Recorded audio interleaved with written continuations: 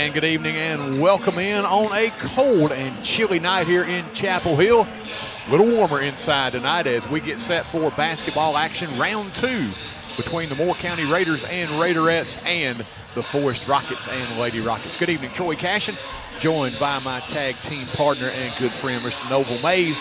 Also tonight we are joined by our production engineer, Mr. Jay Shilley, and our cameraman, Mr. Taylor Williams, as we get set to bring you another edition of Forrest Sports here on TC Sports 1 in Noble. Lady Rockets, a measuring stick for them on Friday. Big win, district win on the road. They faced some adversity, but were able to respond positively in that fourth quarter. They had times that they could have folded their tent, but they came back strong. Every time they were challenged by Grundy County, they answered the challenge. That is the sign of continued growth in this program, and tonight we're going to see another opportunity for that continued growth. First time these teams met in Lynchburg back on December the 13th. Moore County won handily by a score of 59-24, but you talk to the coaches and players and they say, hey, you know what? We've grown a lot since then. Point to that Grundy County game.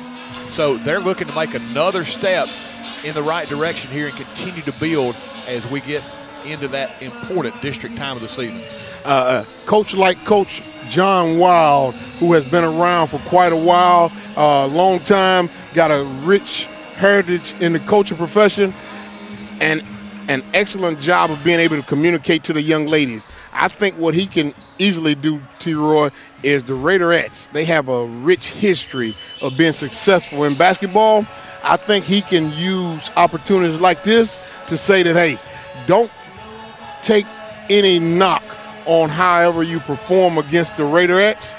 Use them as that litmus test we're talking about. That's the place where you're trying to get to. And every successful program I've ever seen, and no matter whatever the level is, they always have somebody or some program to be able to look up to. And I think when I see Moore County, the Raiderettes, you can look at them, and here's what you do. You look at that 59-24 first contest, and you use that as that litmus test again, as that tool to be able to say, how much have we improved since that first encounter? Moore County comes in at 11-3, Noble, and they have beaten some higher classification teams. Lost their last outing by 2 to Tullahoma, but again, much larger school in Tullahoma. And back in the day when you played at Moore County, we were one of the first teams that got to play Tullahoma in quite some time. And you talk about being a small school, you want to try to measure up against the big boys. Let them know that, hey, we can play just as well as you can.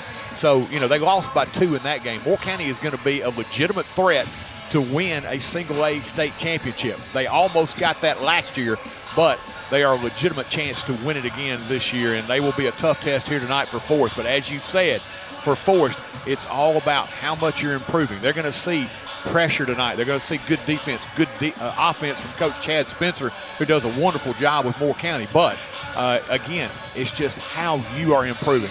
You're playing against yourself tonight. How much are we getting better? Because you step into that district portion of the schedule, right now you're 1-1. You look at the scores from other teams playing Moore County, playing each other.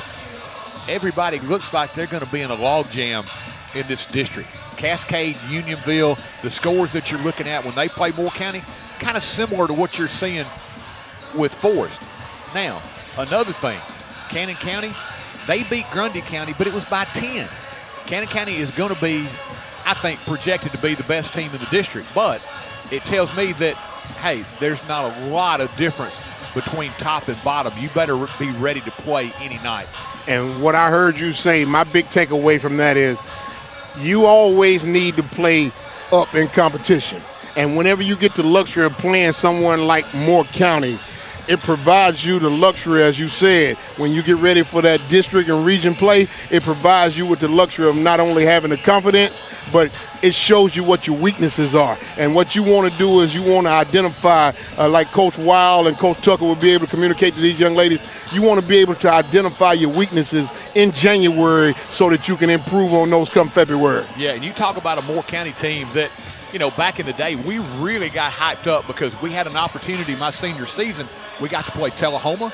We got to play Lincoln County, which was a big one for me. I had that one circled on the map long beforehand because you grew up with guys in Lincoln County, and they're telling you, you went to Moore County where you couldn't play with us. You get a little bit of that at the small school, so you come in with a chip on your shoulder.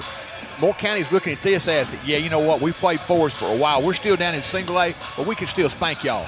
That's exactly the way they're coming into this thing, and they've got a lot of confidence because they play so many games that are now out of classification because, as we know, Huntland, Moore County, all of those teams that started out together in single A, many of them have moved up now. Of course, you see Cascade, Forrest, Unionville, all are going to be 3A in football. So, they're still there by themselves with Cornersville a lot of times in Huntland. So, you're seeing people that you used to play every year that have moved up classification. So you're still carrying that chip on your shoulder like, yeah, you want to move up? We still got it. And no slight on anyone else, but there's always one or two teams around, regardless of classification. They have a tradition of being a successful program, and they're gonna have to look to find the opposition. So they're gonna have to look somewhere, and they're gonna have to find opponents who may force them to have to travel an hour and a half or 2 hours away or something like that. So, and I certainly think that Coach John Wild and Coach Taylor Tucker certainly have these Lady Rockets on the right path. And I think a night like tonight, where you and I have talked about, it sets that up to let these young ladies know that the trajectory they're on is a positive upward trend. You talk about positive. Coach Taylor Tucker has been a really great find for Coach Wild, and of course she played for him. We're going to get a chance to talk to her tonight. Coach Wild's been under the weather. He is just basically making it to the game, and as soon as this is over with, he's out of here. So we're going to get Coach Tucker tonight. We will say a little better looking interview tonight for us at boys halftime, as Coach Tucker is going to step in for Coach Wild tonight. But they've done a good job with the JV program. Played Moore County pretty tough in the JV outing tonight. So it lets you know from top to bottom this program progressing. And I hate that Coach Wild is not feeling 100%, but I tell you what, I think it's an extra benefit to Coach Tucker being able not only to have a conversation with us, but introduce herself in a more formal fashion, and maybe be somewhat informal as well, and maybe in the conversation with the community. So I think maybe not only today, but maybe Coach Wild may give Coach Tucker an opportunity to speak with us a little more often. And with that being said, we'll take our first break of the evening, hear from some of our fine sponsors. Then we'll return with more pregame here on TC Sports 1, Moore County and Forrest, coming your way next. At Apex Bank, we're more than just your local bank. We're your neighbors and friends. For years, we've been committed to building stronger communities, one relationship at a time. From supporting our many small businesses to supporting all types of local events, Apex Bank is here, helping our community thrive. Because when our community succeeds, we all succeed. Apex Bank, investing in you, investing in our community. Apex Bank, member FDIC, and an equal housing lender. Chapel Hill's motto is moving forward with strong tradition. It sets us up well. As Chapel Hill grows with a forward vision, it remembers the things that made and continue to make here a great place to live. The mayor, board of aldermen, and town employees would like to wish all of our Rocket and Lady Rocket teams the best for this season. From the Lions Super Bowl of the South to Henry Horton State Park, we are moving forward with strong traditions. Thanks for making Chapel Hill your home. And one more thing, go Rockets!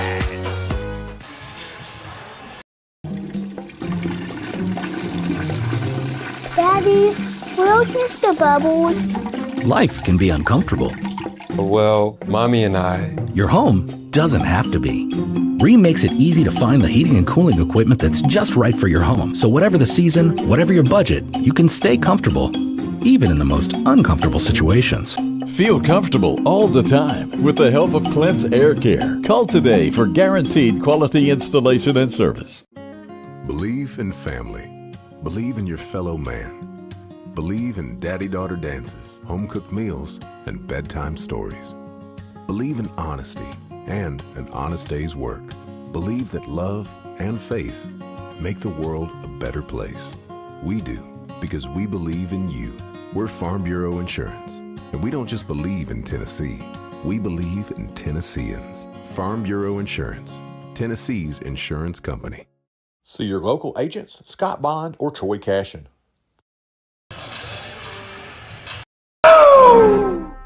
If it's in your yard, it's not too hard for Tate. Tate Garvin at Garvin's Ground Control. Gravel driveways, landscaping, backhoe work, garden turning and lawn mowing, Garvin's Ground Control has got you covered. Quality workmanship and reasonable pricing make Garvin's Ground Control the heavyweight champion of ground control in the mid-state. He is the Ric Flair of lawn care, Mr. Tate Garvin. Give him a call, 931-703-7997. That's Garvin's Ground Control. He's a real big dude. There's always something new to try at Brooks Grocery. Sure, they've got all your everyday needs, the best meat department anywhere, and quality boar's head meats in the deli.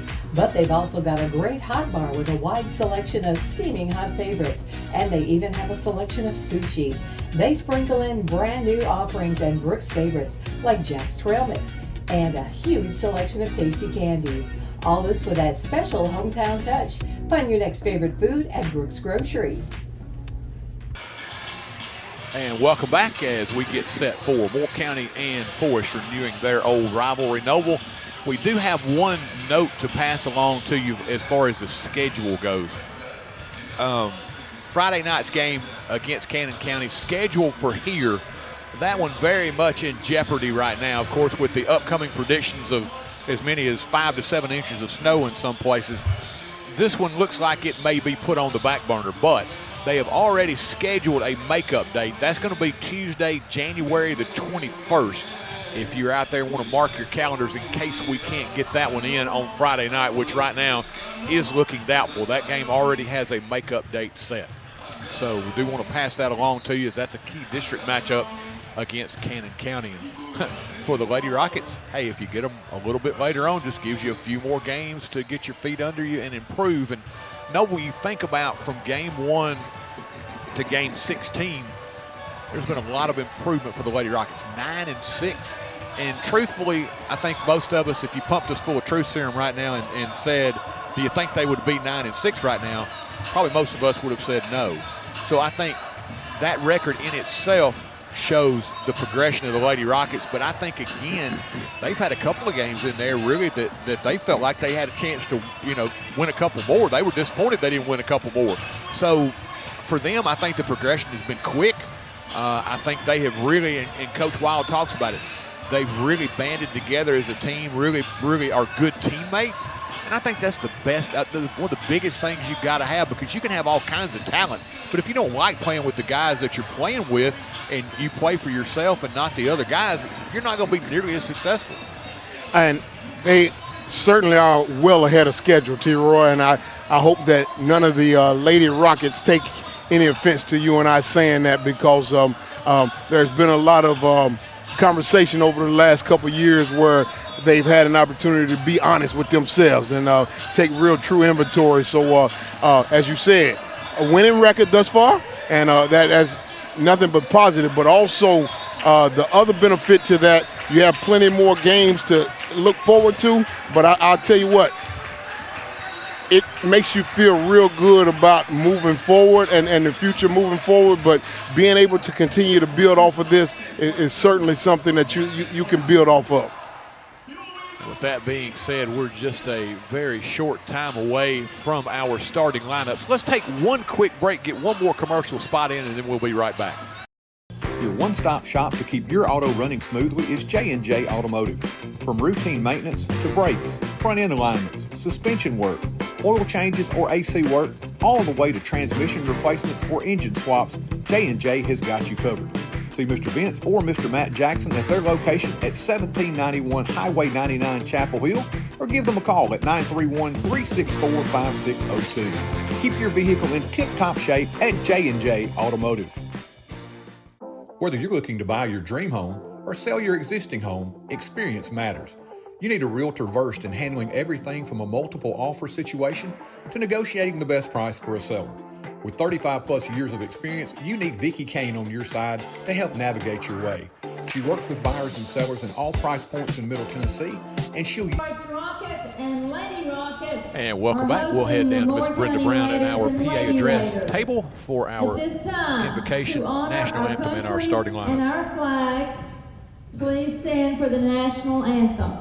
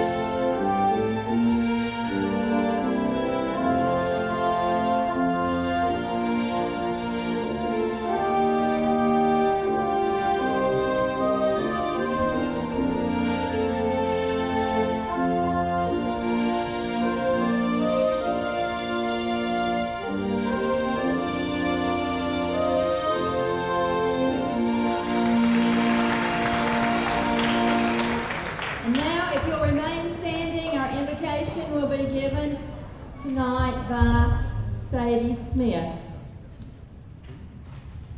Let us pray. Dear Lord, thank you for allowing us to come here tonight. Lord, we ask your blessing over the game we are about to play.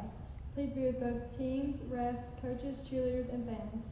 Let us have a competitive and safe game. In your name we pray, amen.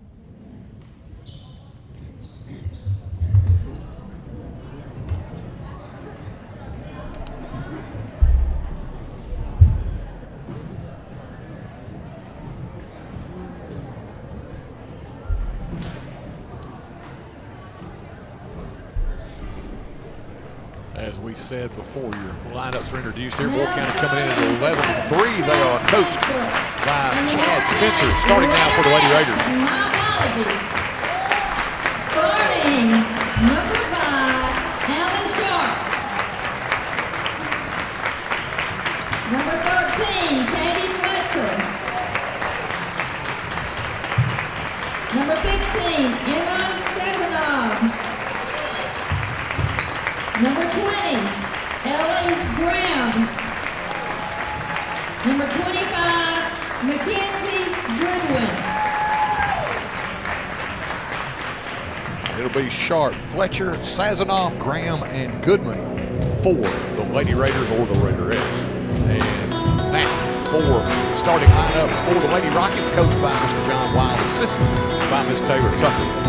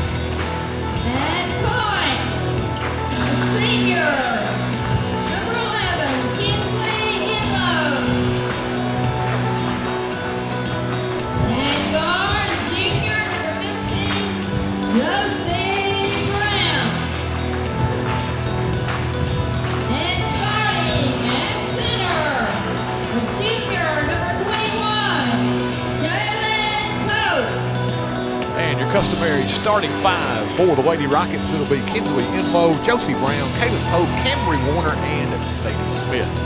Coach Wild, much like myself, enjoyed our time in Lynchburg, but ready for the Rockets to take some wins here tonight. Look at you all. Hey, that's the beautiful thing about sports. It's okay to be from someplace else, but once you move some other place, your heart, and it just kind of goes to that place, T. Roy, and that's the beautiful thing about sports. Everybody can live with that. Tip controlled by the Raiderettes as they'll bring it into front court. Sharp with the basketball as the Lady Rockets will begin man-to-man. And you watch, Noble, you watch that Moore County offense, and you'll see a lot of it as they go inside there. Good entry pass inside to Ellie Graham, but you watch the Lady Rockets, the movement that they get. That's exactly what the Raiderettes of Moore County are going to do. They're going to move, they're going to screen, and play really disciplined basketball. They leave Warner free, takes the 3. This one off the mark. Rebound tipped out by Pope into the hands of Warner. Moore County with a little defensive lapse there, left Warner free.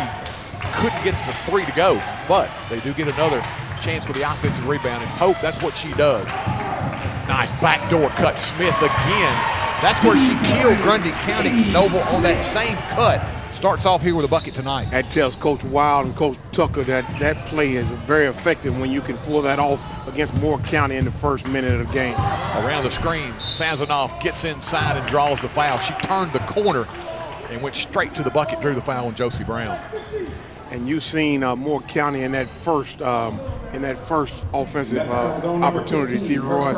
We've seen the Lady Rockets all season thus far be able to have someone on the backside and front side, but Moore County took advantage of and got the ball to the entry quickly. And the Sazanoff's first free throw is good. She'll have another 3 too early here. Minute gone by, opening quarter here in Chapel Hill. Sazanoff second on the way, this one good as well. And Noble, I think one of the big things that impressed me about the Lady Rockets on Friday was down the stretch, they shot the free throw so well. That's what a good team does. When they get a chance to get to the free throw line, they convert on those opportunities where nobody's guarding. They didn't shy away from the moment. What impressed me the most, the ones who had opportunity to shoot free throws embraced that opportunity. Just watching Sazonov put those down, I'm thinking, hey, that's what a good team does. They take advantage of the opportunities given. Warner out top. Hounded by Sazonov into the corner to Brown. And let's see what we got. Off the hands of Josie, out of bounds, over to Moore County. Good defense over on that perimeter, Noble. They had pushed her out a little further than she wanted to be on that wing area. Raiderettes doing an excellent job of manning up, matching up. So that was what was so special about Sadie Smith with cutting to the basket. Cross court pass, Sazonov left corner, dumps it inside. Graham had a shot, gives it up now to Fletcher. On from three, shot no good by Goodwin, but the rebound battle for inside, coming up with it and scoring the basketball is Sazonov. Sazonov now with 4. And that's the one thing, Noble, you don't want to do. If they miss, you don't want to let them get another opportunity. You do not. Enlow and Pope did an excellent job of preventing that scoring opportunity. Brown's 3 a little long, rebound pulled away by Pope. Gives it up top now to Enlow. Enlow matched up against Sazonov. Enlow, the senior leader for this group, has it straight away, puts it on the floor against Sazonov. To the left hand, shot no good. Rebound tipped around, it'll be out of bounds and back to Moore County. Enlow that time got a step, couldn't get it to drop. She wasn't able quite to get all the way around the corner that time to square her body up and get to the box. She had to shoot from an awkward angle, T-Roy. Goodwin with it out top now. 3 minutes gone by here in this opening quarter. 6-2 Moore County Ergun. Fletcher, 15-footer from the free throw line, no good. Once again, rebound inside to Graham. She'll put it up and draw the foul on Kaylin Pope. Graham very active underneath, Noble. Very skilled. Got good position, got that one and took it straight back up through the foul on Kaylin. You said it very well, T-Roy, and certainly do not want Caitlin Pope going to the bench early, T-Roy. Graham is going to be a hard matchup for anybody tonight, T-Roy. They're going to bring Anna Rabin in. Rabin, a senior in Noble. Coach Wild talked about it. She may not play 4, 5, 6 minutes a game, but she's going to give you great effort, and she's not going to shy away from contact. Seen that the other night. Contact down low and also got down and got a couple of possessions extra. Smith against Fletcher, puts it on the floor. Cut off now, backs it out on the wing. Tries to get it to a cutting Warner. Deflected, Camry ends up with it now in the corner. Picks up the dribble, tried to get it to Enlow. Enlow saves to Smith. Pass was tipped by Moore County, so that's why the over and back not called. I'll clean it up for you in a second, T-Roy. Smith back out top, and you look where they're having to start their offense, Noble.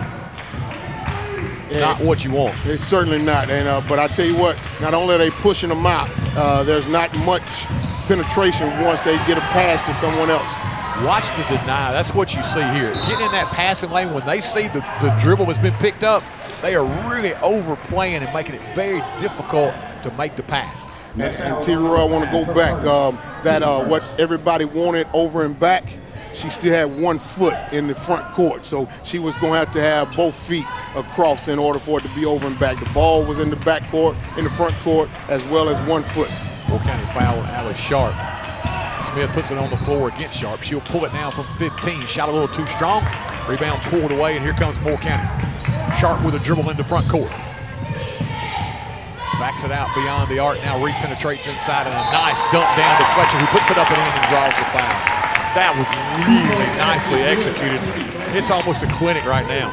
And you should not be surprised. I know you're not, T-Roy, and most folks at home who are viewing, they've seen Moore County live before. They knew exactly what to expect. So I'll go ahead and say it again. We talked about it.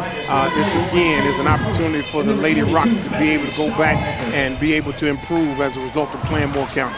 Fletcher can't get the three-point free throw to drop, and rebound. Battle for out of bounds. Enlow scratching over there on the sideline. It's off of her out of bounds, and Moore County will get another possession here. Got to make sure nothing interior, T-Roy. Stallnecker got to make sure no entry come in. Out front it comes. Graham with it, matched up against Pope. Lobs it over the top, knocked away inside. Good job by Stallnecker. Excellent job. Did her job to perfection. She's so active and so athletic, Noble. You can't just lob something up there and expect her not to get it. Warner trying to step through a double team is fouled there. Foul on Graham, her first. That foul is on number 20. Lady Rockets going to have to be fundamentally sound, T-Roy. They got to help with some of these passes. Got to have crisp passes, and they got to come to the ball. Up top, Warner. Now Moore County, little matchup here. Free it to Enlow. Tried to get it along the baseline. Pope handles it on that baseline double team. Fires it now to a cutting Smith, who flips it up, no good. Stallnecker goes back and gets it and draws the foul inside. As Bailey, that's what she gives you, Noble. She will not back down. She's going to go after every loose ball, every rebound. That pass from Pope from the baseline over to Sadie Smith, it threw the Raiderettes defense off balance, T-Roy. And when Smith went up for the shot, it gave Stallnecker an opportunity to get the rebound and put it back up. I thought she was fouled in the act. They say on the floor. Enlow off the inbounds, takes the three and cans it. Okay, we'll take three instead of two. Well, I'll tell you what, T-Roy, I'm 99% certain Stallnecker was in the act of shooting. She didn't. I think her feet was in the air. I thought so as well. Enlow connects on the three. Inside, Fletcher gets by, puts it up and off the window and scores it. Fletcher now with 4. 11-5 game here. Under 3 minutes left opening quarter. Warner hustling the other way. Into the corner. Smith from 3. Bam! Sadie Smith dials it up from downtown. She's got 5. From downtown. And Moore County will take a timeout. 2:39 left here, opening quarter. 11-8 Raiderettes. Dream home or sell your existing home, experience matters. You need a realtor versed in handling everything from a multiple offer situation to negotiating the best price for a seller. With 35 plus years of experience, you need the and he knows basketball very well. Her hand never did get under the basketball, so the ref had a good call that time. Moore County with it. Fletcher up top, fires from 3. This is good. What a luxury to have your post be able to step out and can the 3. It certainly is. They got a lot of things working for Moore County too. Smith in rear court gives it up now against the pressure. Warner down the lane. Nice bounce pass inside to Pope. We got a kick. It'll stay with the Lady Rockets. What are y'all looking at? Almost wanted Camry that time to be aggressive and take that one to the basket, shoot that basketball. I thought she would, T-Roy, because of this defense here. I thought she would just pull up and shoot that 5-foot jumper. This one tried to get it into Pope. Squirts through her hands and out of bounds. The turnover gives it back now to Moore County. Because there was too many blue jerseys down there, T-Roy. There was a lot of traffic down there, and the best opportunity when Cameron get a chance to talk to Coach Wild and Coach Tucker, they'll tell her to shoot that little floater. And, you know, she is such an unselfish player. She does look to pass first, shoot second. 3 ball on the way. This one's short. Good box out by Enlow. And we got to travel. Noble, I looked down when she turned. Did she pick up that pivot foot? I was focused more so on respecting the fact that Kaylin Pope did an excellent job down low, T-Roy, that I didn't watch the ball either. Moore County Fletcher fakes, gets inside, kicks, open 3 on the way. Sazanoff in and out, no good. Rebound, Warner, here they got numbers. 3 on 2. Cameron kicks right wing. Smith fires again from 3 and she'll be fouled. Sharp getting there a little late, Noble.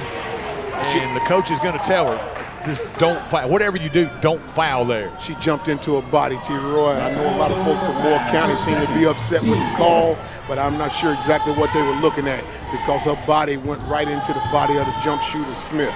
Smith for 3, first of which is no good. That's a little short. Moore County will get Emma Dye and Anna Harder in the game at the next whistle. T-Roy, you being from Moore County, hopefully you won't take offense to this. They know way too much basketball to be groaning and griping about some of these calls that clearly ain't in their favor. That's where Forrest and Moore County are an awful lot alike. They've got very passionate fan bases, and there's going to be a lot of people, they don't care what happens. You messed it up. I understand. Official's job is tough. 2 of 3 for Sadie Smith. She's gotten off to another hot start, 7 for her after 23 against Grundy County. And we're looking at 14-10 right now. Right in the ball game are the scrappy Lady Rockets. Die cross court left side, Sanzanoff inside. Swing it, Graham. Back up top. Thought Graham had a shot. Fakes, now penetrates, hangs in the air off the window too strong. Rebound tipped around and controlled by the Raiderettes. Addison Howes in the game, first time for the Lady Rockets, and Sanzanoff converts from 3. There again, that second opportunity for the Raiderettes. We didn't secure the rebound, Troy, I'm sorry. 17-10. Smith out top, in low from 3. Bang! Kinsley in low from downtown. She's 2 of 2 from deep, but Noble tonight, no drifting. Staying with that shot. Beautiful form by Kinsley. She is a knockdown three-point shooter. Inside, we got to travel. Graham shuffled the feet as she was trying to reel that one in. It's still a 4-point game. Final 42 seconds of the quarter. Graham turned around, seen 3 white jerseys, T. Roy, and made that extra step. Lady Rockets a chance to narrow the gap a little more. Warner taking her time. Up top, House. To Smith, down low, Pope. Puts it up.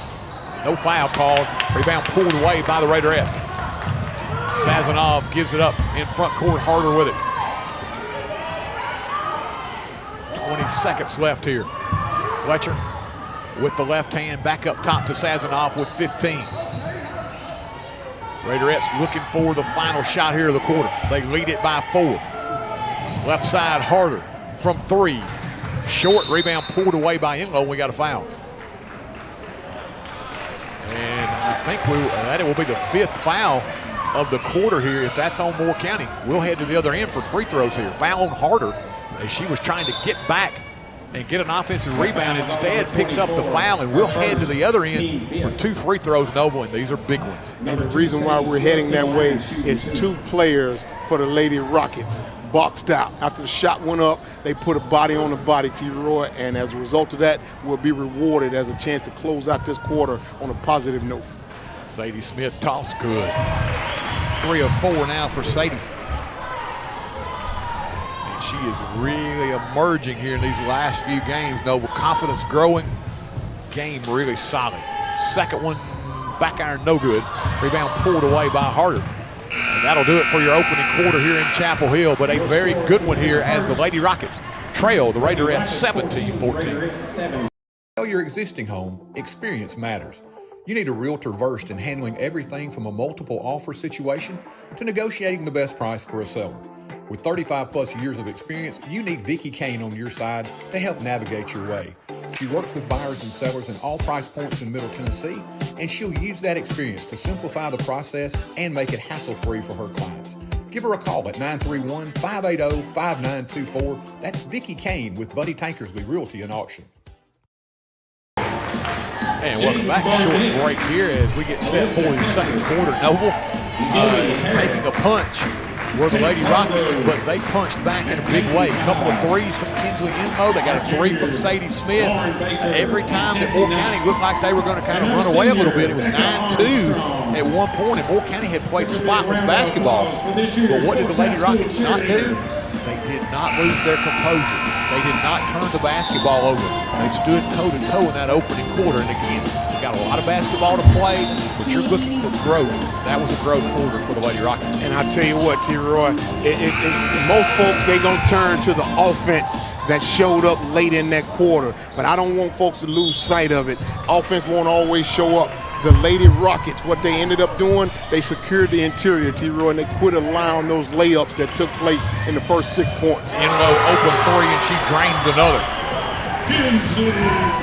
Noble, you can just tell her. I can. When she drifts a little bit, she may not be as that. Man, she is right on it. Straight up, straight down, not leaning back. She is dialed in tonight. She had a wrist still over the rim and was headed back on defense when that shot went down. Tied at 17. Sanzanoff from 3. No good. Long rebound. Run down by Dye of Moore County. Back up top, Graham kicks it again. Sanzanoff inside. Graham backs her way down. Drew the double team. Shot no good. Sanzanoff foul no good. Rebound battle for Fletcher in the corner will retrieve. Moore County another opportunity. Dye with it. Sazonov cross court harder. Inside the cut. Fletcher off the baseline. Little 5-footer. Got it. Nice soft touch there by Katie Fletcher. She's got 9. Moore County back on top. Just got to secure the basketball on the rebound, T-Roy. Inlow on the wing. Out top, tried to get it to Sadie Smith. Stolen away by Dye. Awaits the arrival of her teammates. Harder in transition. 3 no good. Rebound Inlow. One shot for the Raiderettes. That's all you need, T-Roy. It's going to be physical, but you got to get in there and get those rebounds. Knocked away by Graham out of bounds. And Lady Rockets will retain possession. But you look at Warner. She's feisty. She goes up to her senior telling Inlow, hey, here's what I wanted you to do. That's when you know she's taking ownership and quarterbacking this team. I tell you what, not only that, but that's when you know that the message from Coach Tucker and Coach Wild has resonated with her, and she's taken full ownership of her role. Pass deflected away. Moore County with it. Dye flips it into front court. Graham trying to run it down, and she cannot get it before it gets to the end line. Coach Wild now wants to talk about what he's seen the last couple of trips defensively for Moore County. He's going to take a timeout. We'll take it as well. Managing your finances can be overwhelming, but it doesn't have to be. At Moorhead Cheek PLLC, we offer comprehensive tax and general accounting services for both individuals and businesses. From accurate tax returns to day-to-day accounting, our expert team ensures your financials are in order year-round. Let us handle the numbers so you can do what you do best. Call 931-246-4425 today. Peace of mind is just a phone call away. Moorhead Cheek PLLC, your partner in taxes accounting every step of the way. First Commerce Bank aims to provide communities with competitive banking products that meet our customers' needs. But we don't stop there. We strive to provide our banking products with superior and unparalleled customer service. First Commerce Bank's mission is to be the best at serving our customers one opportunity at a time. Call 931-364-7888 or come by our location at 4641 Nashville Highway. Our friendly staff is here to help you find products and banking services to suit your needs best. First Commerce Bank, your first choice for hometown banking. Member FDIC and equal housing lender. And welcome back. Good timeout again by Coach Wild. He saw the defense from Moore County. What were they doing? Out of that trap, he wanted to take a timeout, give them some pointers as to how to break it. Brown from 3. This one a little too strong. Pulled away by Dye. Had a good look that time, and normally she'll drain that one. Still credit Coach Wild for getting them down the court a little easier than they had been the last 2 trips. Harder out top, looks down low. Fletcher with a catch, draws the double team, dumps it underneath, and we got a foul called on Camry Warner. Not a bad foul there, as Graham had the height advantage, and she's good around the basket. And I tell you what, T-Roy, Moore County is doing an excellent job of somebody always going towards the basket. So we're going to have to get in those passing lanes. The Lady Rockets going to have to step in those passing lanes, get some of those passes. Inbounds it comes. Fletcher with it. She'll tee it up from 3. This one off the mark. Rebound pulled away by Kinsley Inlow. Again, more times than not, one opportunity, Noble. And more times than not, Kinsley Inlow is going in for the contact. 3 ball again, and she got it. She is in the zone right now. As Dan Patrick would say, in fuego is Kinsley Inlow. 12 for her. Most folks want to only focus on the offense, T-Roy, but I want you to watch the rebounds. She will have a double-double tonight, and I won't be able to tell you how many rebounds, but she will be a double-double tonight. Watch Stallnecker out at the top of this zone. I thought they might have gotten by with a turnover there. Did Moore County. Sazonov on the wing. Pass deflected, stolen away by Smith. Lady Rockets lead it 20-19. Warner into the corner. Stallnecker tries to get it along the baseline to Smith. Stolen away there by Fletcher. Quickly up the sideline into front court. Fletcher all the way to the baseline, and she'll be fouled by Stallnecker. They put Stallnecker at a disadvantage. Everybody who was already back started retreating, T-Roy, and Stallnecker realized somebody has to stop the ball, and she slid over to try to stop the ball. They put her at a disadvantage that time on transition defense. Fletcher to the line. 0 of 1 from the stripe. This one on the way and good. Fletcher now in double figures with 10. She becomes the first Raiderette in double figures. Kinsley Inlow with 12 to lead everyone for the Lady Rockets.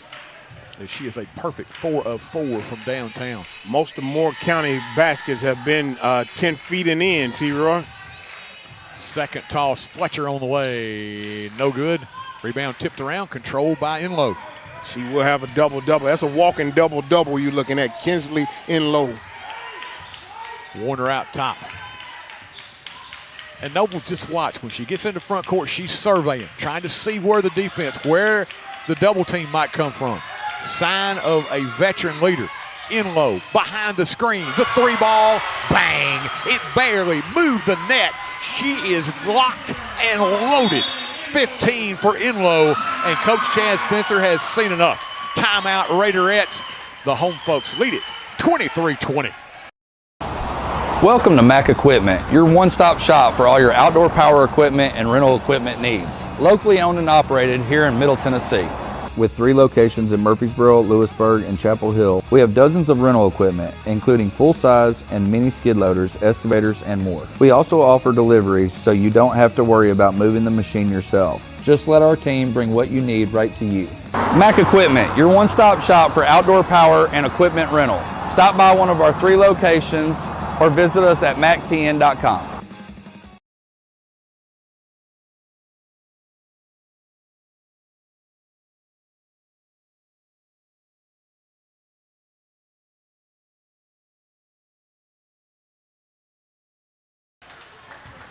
And welcome back.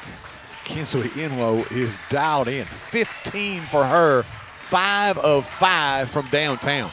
Both coaches have shown you their worth, T-Roy. They've called timely timeouts when their team needed to make adjustments.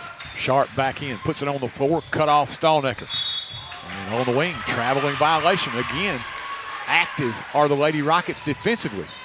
T-Roy, I don't think Moore County expected any of this when they got on the bus today, T-Roy. So we'll see how everybody responds to this new score and this new Lady Rockets team. Think about it, Noble. The underdog, the longer you stay in the game, the more confidence you get.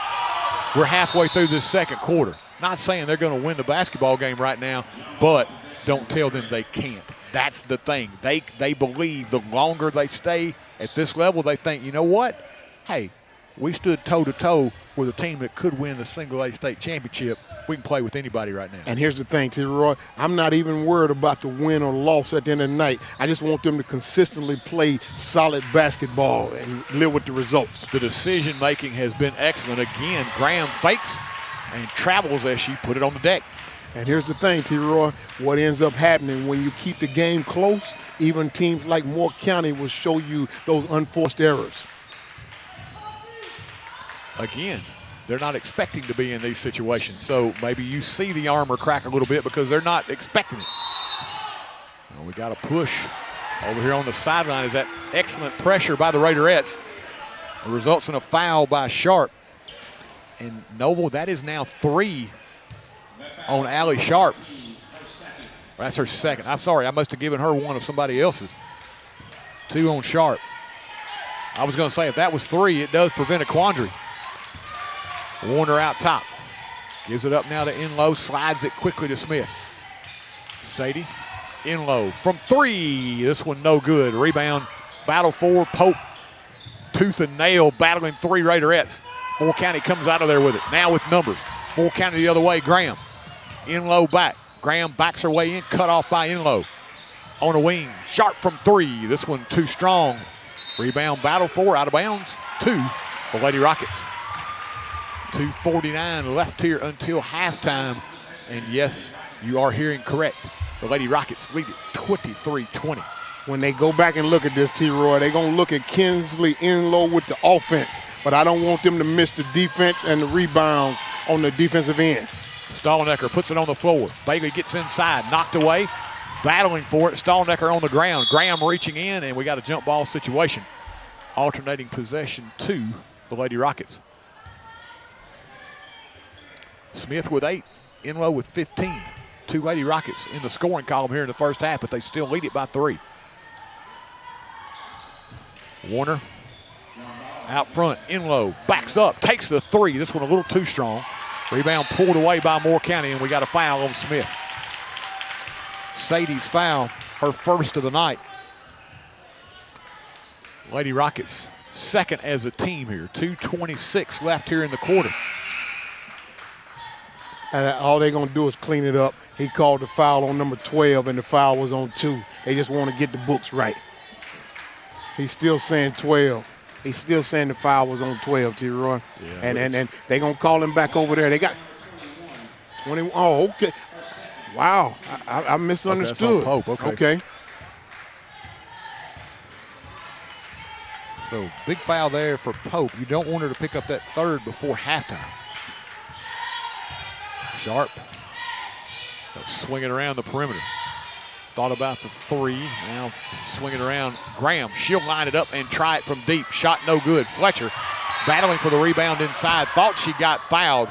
Rebound tipped out of bounds, and it will stay with the Raiderettes. You being too polite, T-Roy. I'll keep it clear for you. Moore County has a case that time. That was a foul that time, T-Roy.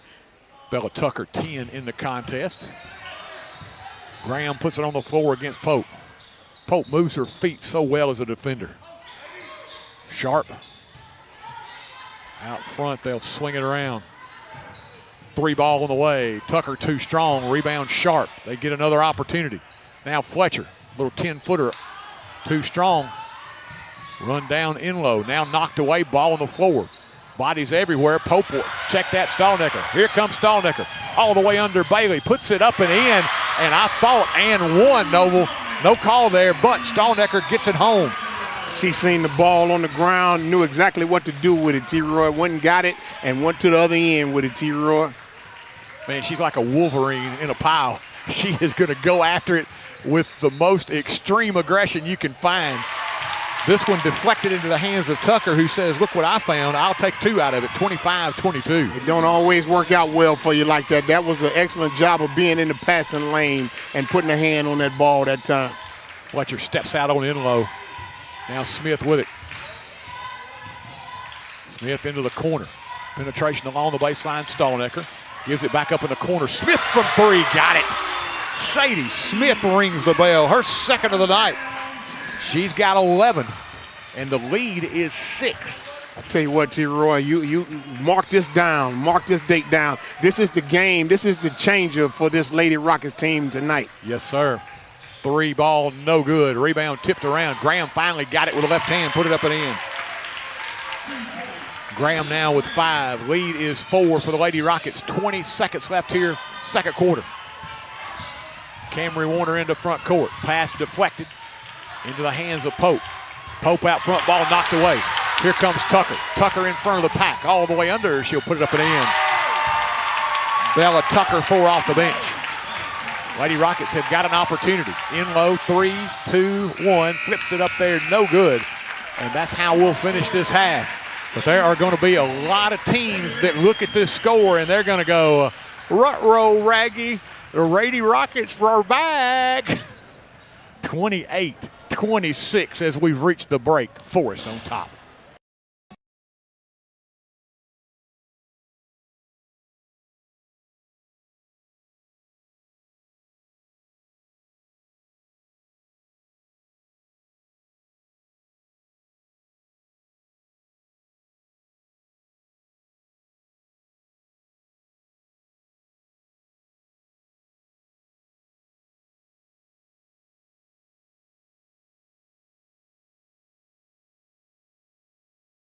Shot the lights out. I'll take that. Lewisburg Animal Hospital, your pets are not just patients, they are family. We lovingly care for pets and ensure their comfort during their visit. Just ask our Forrest mascot, Rocket. We offer preventative care, surgery, dentistry, internal medicine, boarding, and grooming services to help your pet feel and look their best. Lewisburg Animal Hospital is proud to keep Rocket happy and healthy so he can cheer on his Forrest Rockets. Don't try to be a do-it-yourself electrician.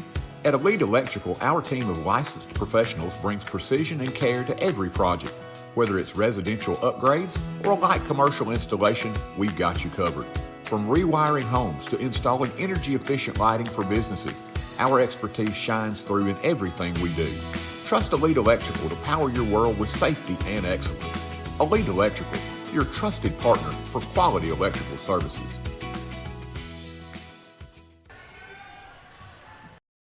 At Apex Bank, we're more than just your local bank. We're your neighbors and friends. For years, we've been committed to building stronger communities, one relationship at a time. From supporting our many small businesses to supporting all types of local events, Apex Bank is here, helping our community thrive. Because when our community succeeds, we all succeed. Apex Bank, investing in you, investing in our community. Apex Bank, member FDIC, and an equal housing lender. Chapel Hill's motto is moving forward with strong tradition. It sums us up well.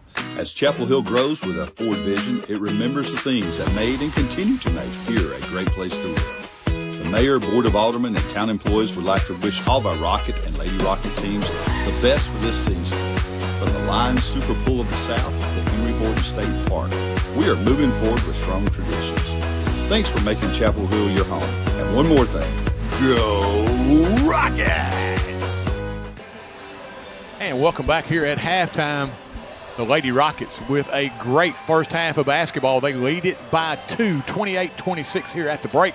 And we are joined by the outstanding freshman for the Rockets, Mr. Alex Evans. And Alex, for you, what's the adjustment been like coming from middle school to high school?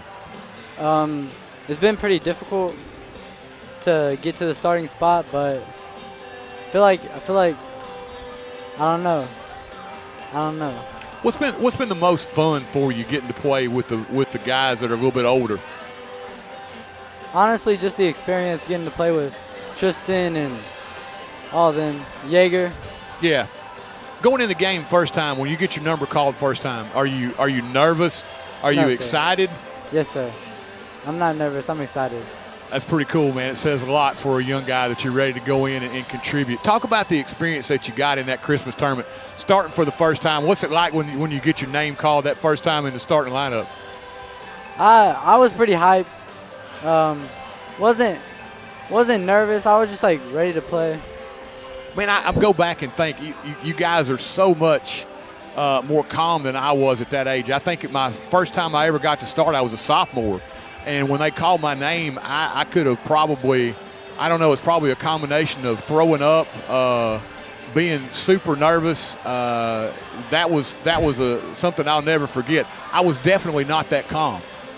Talk about the experience now you got into the other night where you lose Tristan and things are kind of, you're thinking about him. How tough was it for you to stay in the game mentally on Friday? It was tough. Losing Tristan, he's like my best friend. Had him since I was in 7th grade. It was pretty tough. Talk about, that. I'm sure he does a lot of mentoring for you as well on the floor. Talk about having a guy that you can look up to and kind of model your game after him. Yes, sir. He.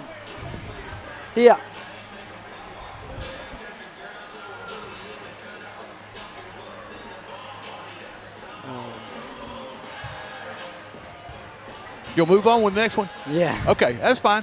Rip Noble? I don't know how to work that. I tell you what, let me help you out, Mr. Evans. There's 2 questions there that he posed to you. Let's work with the one you were just at. Yes, sir.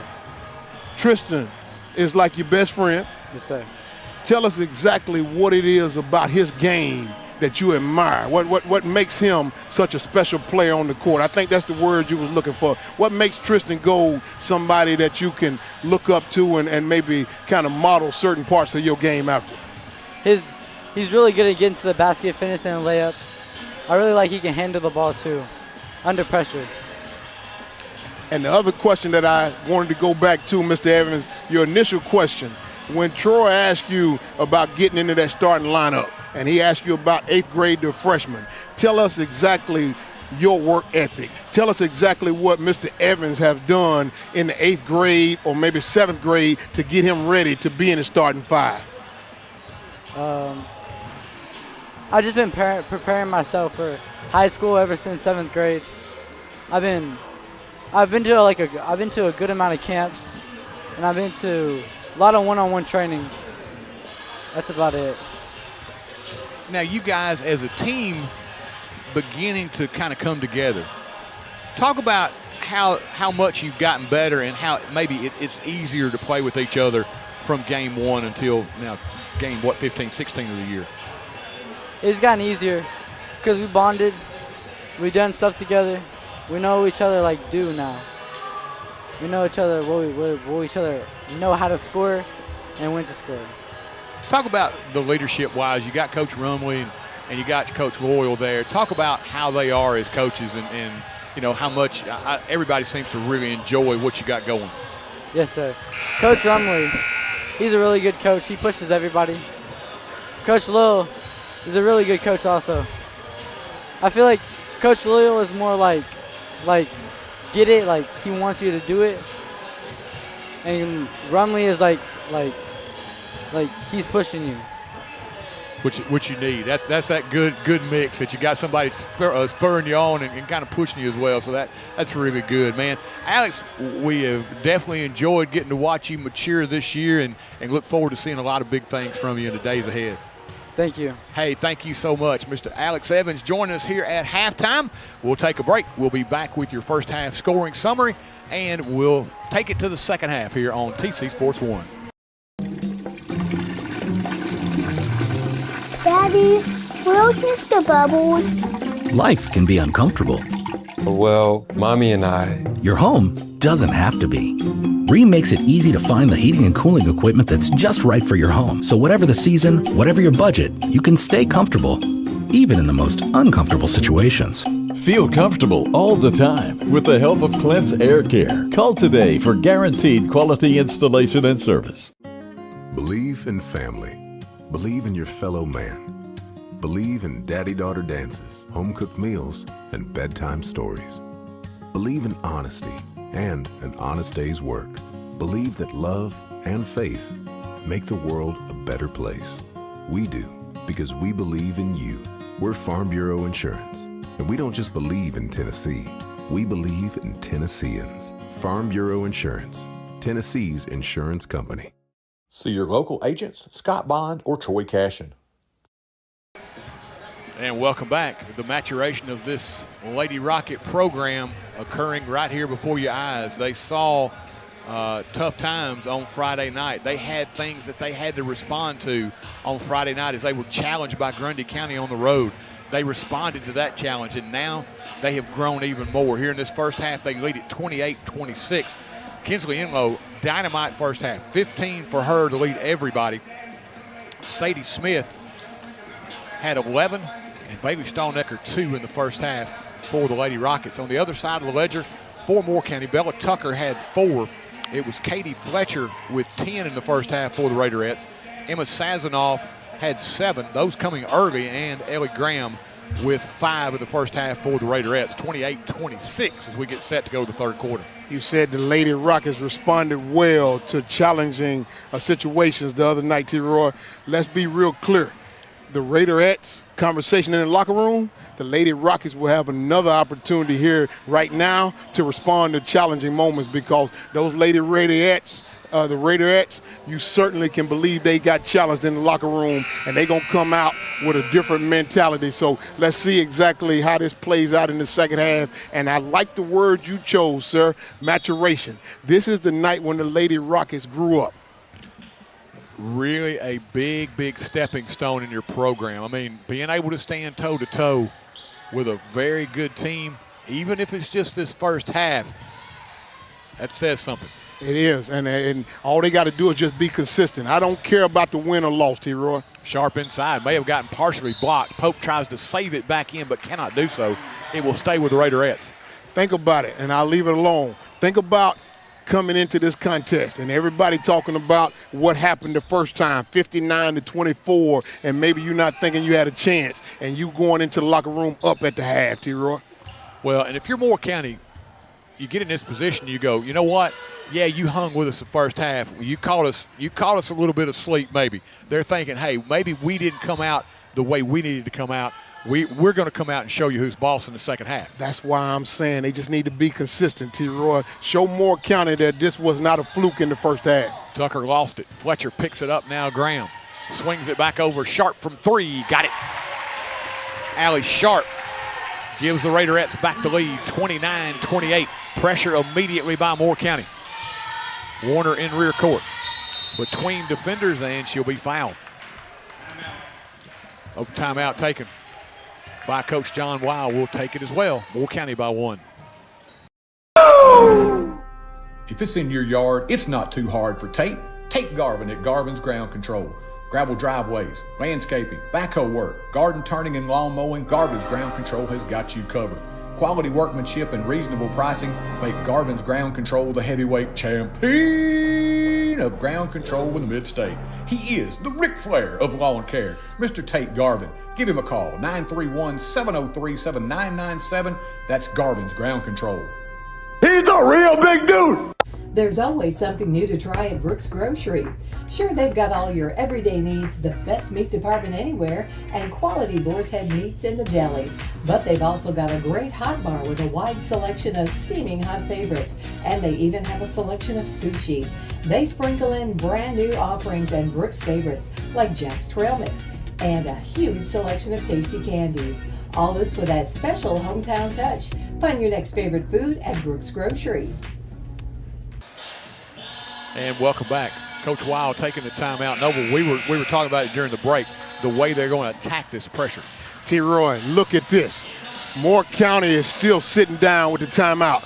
Coach Weil, seeing what was finna happen, he knew that some changes was going to happen. He called a timeout, but he didn't need the whole timeout. That is beautiful and confidence in your. Change it up as well. They're going to go different look here. Man to man as they'll swing it. Smith looking for that backdoor cut out top. Brown.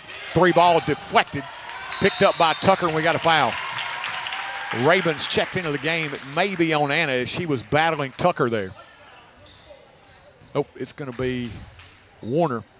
Camry will pick up the foul. That'll be her second. Good closeout by Moore County that time. Brown got free, but the 3 deflected. An excellent closeout, T-Roy, because there was a screen up here and a whole lot of other things, and she fought around the screen and still got a hand on that ball. Now, Moore County stepping up. The Lady Rockets need to respond. How do they respond in kind here? Sazanov up top to Sharp. Sharp again will fire from 3, and again she will connect. Sharp held scoreless in the first half. She's got 2 threes here to open the third quarter. Moore County by 4. In low against the pressure now to Warner. 10-second count is on. Camry double teamed in front court. Ball knocked away on the floor, picked up by Tucker. Gives it up Sharp. Now Lady Rockets. Moore County trying to respond here. Graham from 3. This one no good. Long rebound Tucker. Back out top to Sharp.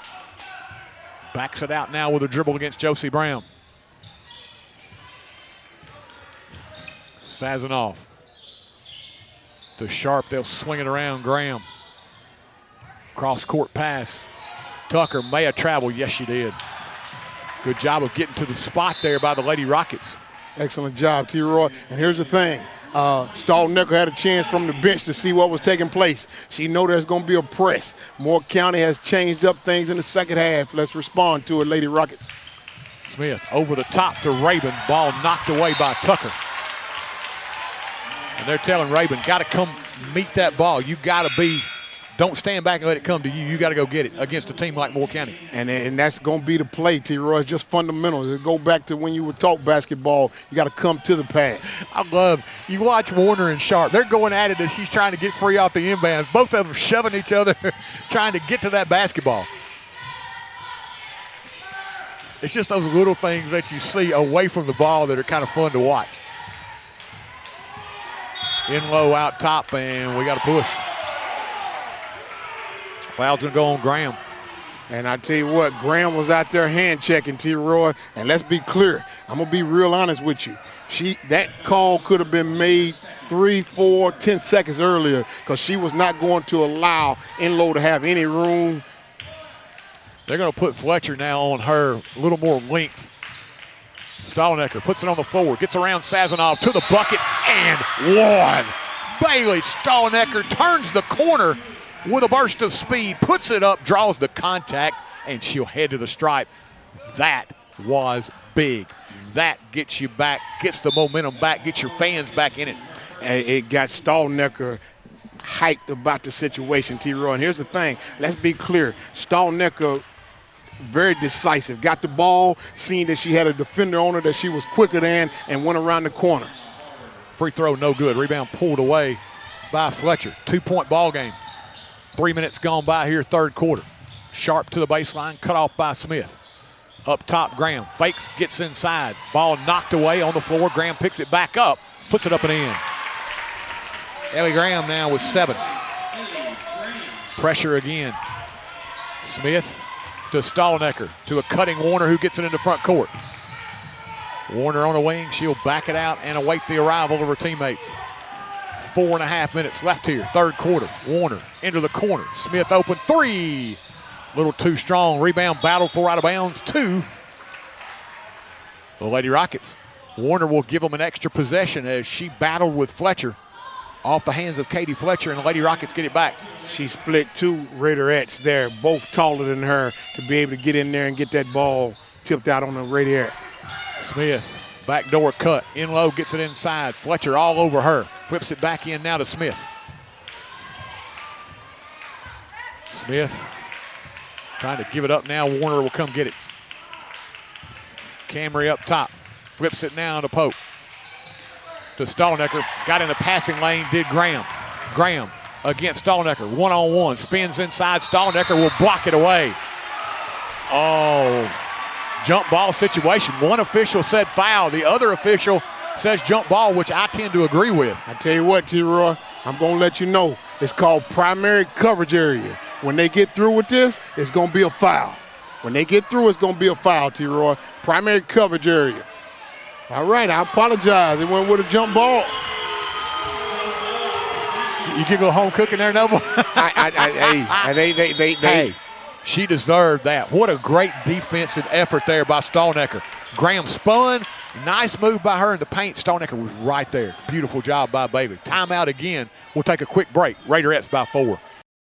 Your one-stop shop to keep your auto running smoothly is J&J Automotive. From routine maintenance to brakes, front-end alignments, suspension work, oil changes or AC work, all the way to transmission replacements or engine swaps, J&J has got you covered.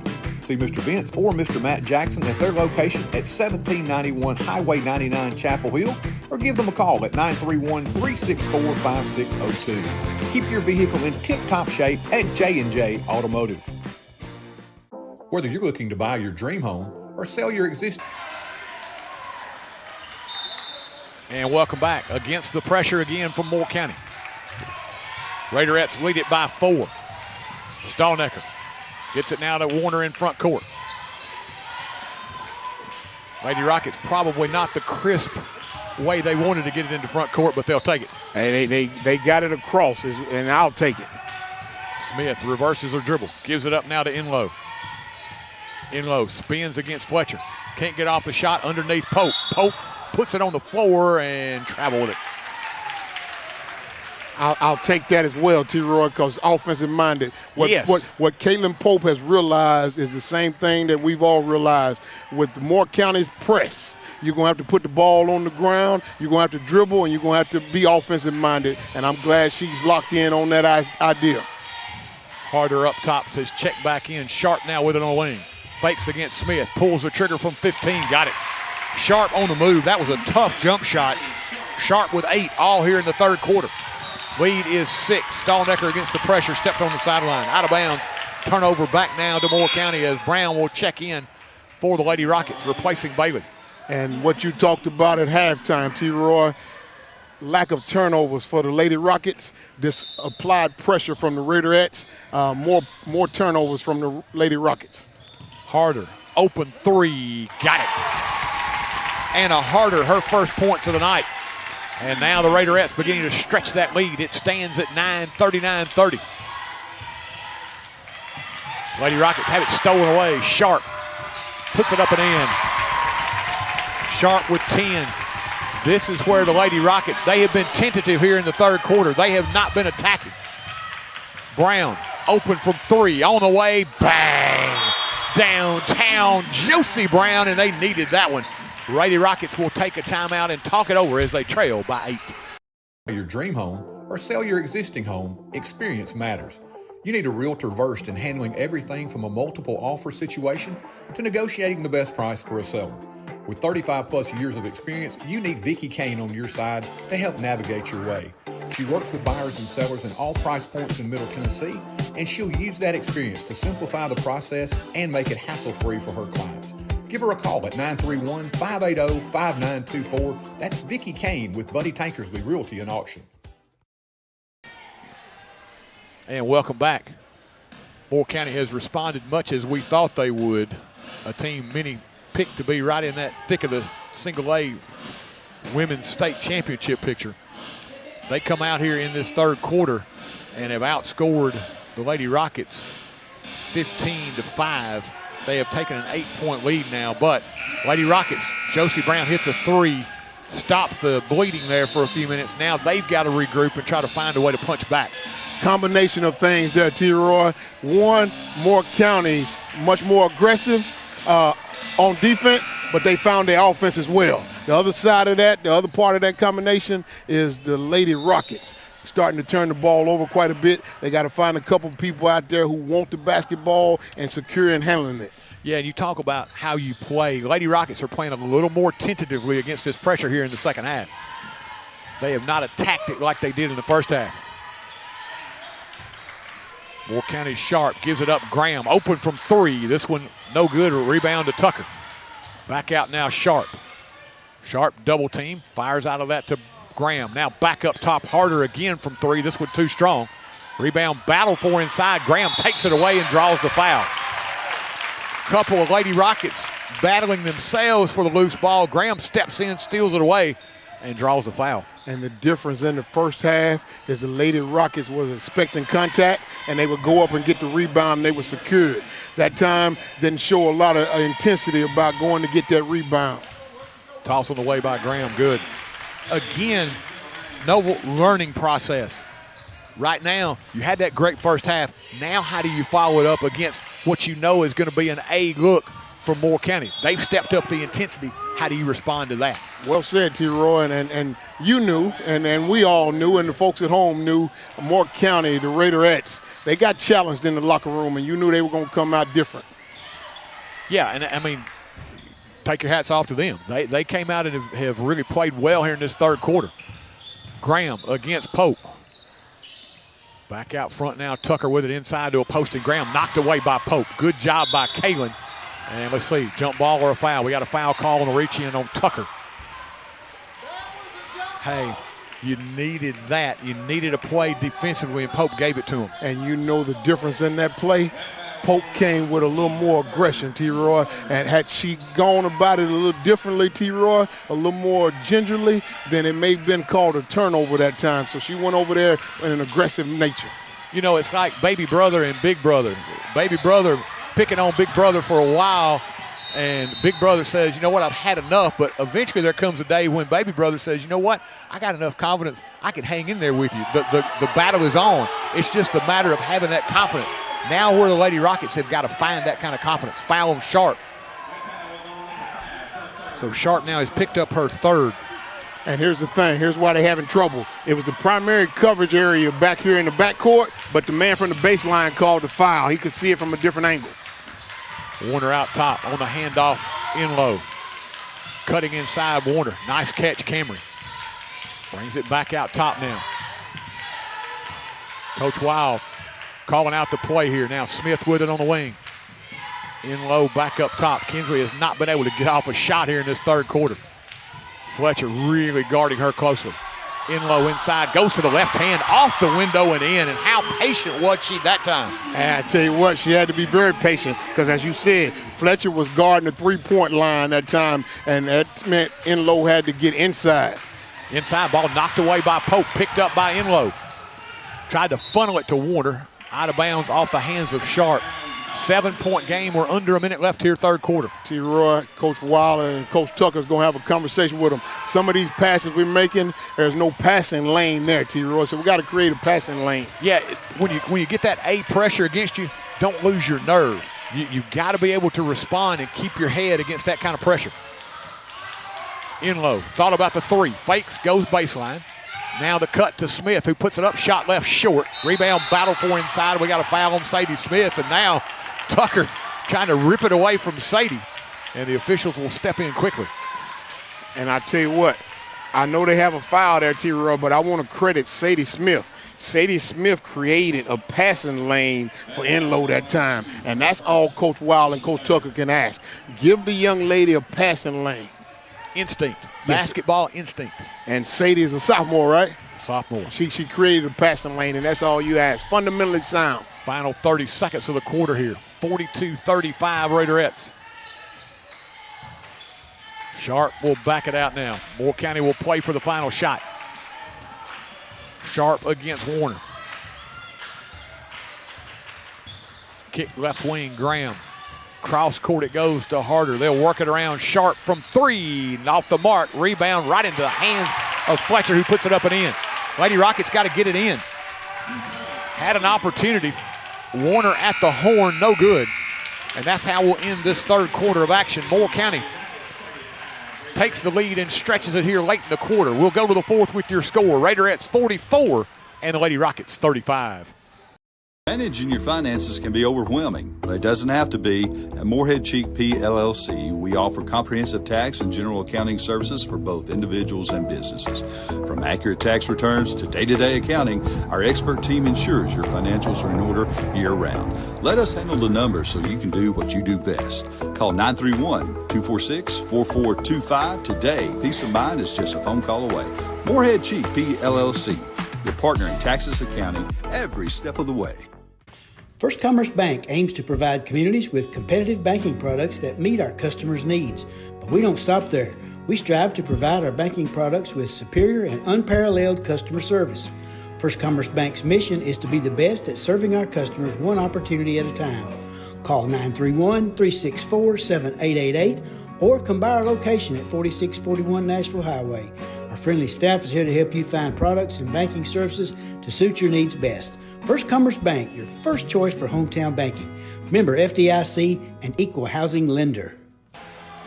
And welcome back into this fourth quarter. It was an 18-7 Moore County third quarter as they turned a 2-point deficit into a 9-point lead heading into this fourth quarter. And Noble, another chapter in this basketball growth. If you're a team like Moore County, you expect to win. Lady Rockets, they're looking to get to that point. And we talked about it pregame, T-Roy. Everybody needs a measuring stick. You need to be able, in Moore County, the Raiderettes certainly can be a measuring stick for many people. So, and I think, as we talked about, Lady Rockets made some huge strides here tonight, though. Oh, exactly. I think they've made a lot of strides. And again, you can have all the talent in the world, but if you don't have the belief, it does you no good. They are beginning to believe. Certainly. And contests like this, T-Roy, won't leave you anything with nothing but belief.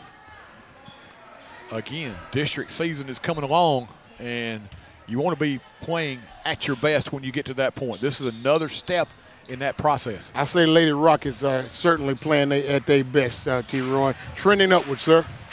Definitely trending upward. Moore County trying to fight off this pesky group here as Harder will fire from three and got it. Second time tonight, Anna Harder connects from three. And the Raiderettes have taken their biggest lead at 12. Warner beats the pressure. Up top, Enlow. Fakes from three, gets inside, kicks now to Brown from way downtown. Bang! Josie Brown rings the bell. She's got 6, the lead back to 9. She is really good catch and shoot, Noble. Yes, indeed, and they did a great job of finding her, T-Roy. Enlow gave up an open shot to go find Brown. Graham in the corner, up top to Harder. They'll work it around against that Forrest defense. High post Fletcher, now goes back door to a cutting Graham. Graham hangs inside, put it up, no good. Rebound pulled away by Smith. I thought you either had to have a foul or a walk there. Got neither. No, sir, no foul. Pope stayed vertical, T-Roy. She stayed in her spot. Brown again from downtown. This one no good. Rebound out of bounds off the hands of Fletcher as Warner got in there battling for the loose ball. She'll get him another possession. Excellent job. Smallest one out on the court, T-Roy, and doing an excellent job of getting in the interior. Thought Josie actually had a little better initial look than she did off the pass. Warner trying to get it inside to Smith. Moore County fighting through the screens. In low out top. Tried to get it to Pope, deflected away by Tucker. Now Warner runs her down from behind and pokes it away. It'll stay with the Raiderettes. But again, excellent hustle. Great job. Excellent hustle. She hustled so much that the official could not get in position to be able to figure out exactly what was taking place down there. 6:14 remaining here. Moore County by 9. Graham puts it on the floor. Pope trying to dig in against her. Harder now from 3. Too strong. Rebound to Brown. Good box out by the Lady Rockets. Kinsley in low. Ooh, dangerously close to over and back there. It certainly was. It certainly was that, T-Roy. Warner gives it up now to Brown on the wing, out top to Cameron. Surveying that defense. Brown, pass deflected. And we got a foul on Warner. Right now, you cannot be lazy with those passes. You got to be crisp, and you got to really be focused right now. T-Roy, the problem with that is it cannot be just right now because of the game is a 9-point game. That has to be your philosophy coming in. You got to make crisp passes, and they have not done that in the second half. And maybe the fatigue beginning to take effect a little bit, both mentally and physically. I see 3 of them out there that's physically fatigued. And with the pressure, Moore County, that's what you want to do. Not necessarily that pressure in the first 3 quarters, but in that fourth quarter, they want to have you in a spot to where you are mentally and physically not able to perform at your top level, and that's when they take advantage. And I tell you what, you got 5 more minutes of this, T-Roy, so you're going to have to buckle down physically and mentally. Fletcher with a bucket. Lead back to 11. Inlow will run that one down. Almost another turnover. Brown from way downtown. This one no good. Rebound pulled away by Graham. Gets by Smith now into front court. Graham all the way down the lane. Little runner too strong. Went back, got her own loose ball. Put it up again, no good. On the floor, and Smith will clear it. You seeing the fatigue, T-Roy, not hustling back on defense and taking shots over here that may not be wise. Yeah, Moore County has speeded the tempo up right now. You can see the Lady Rockets where they were calmer in the first half. That mental clock right now is ticking a little bit faster. I got to get rid of it. When somebody comes after me, I'm looking to get rid of it, then attack. You never want to be on the basketball court looking to get rid of the basketball. Timeout taken. 4 minutes, 31 seconds left here in Chapel Hill. It's Moore County by 11.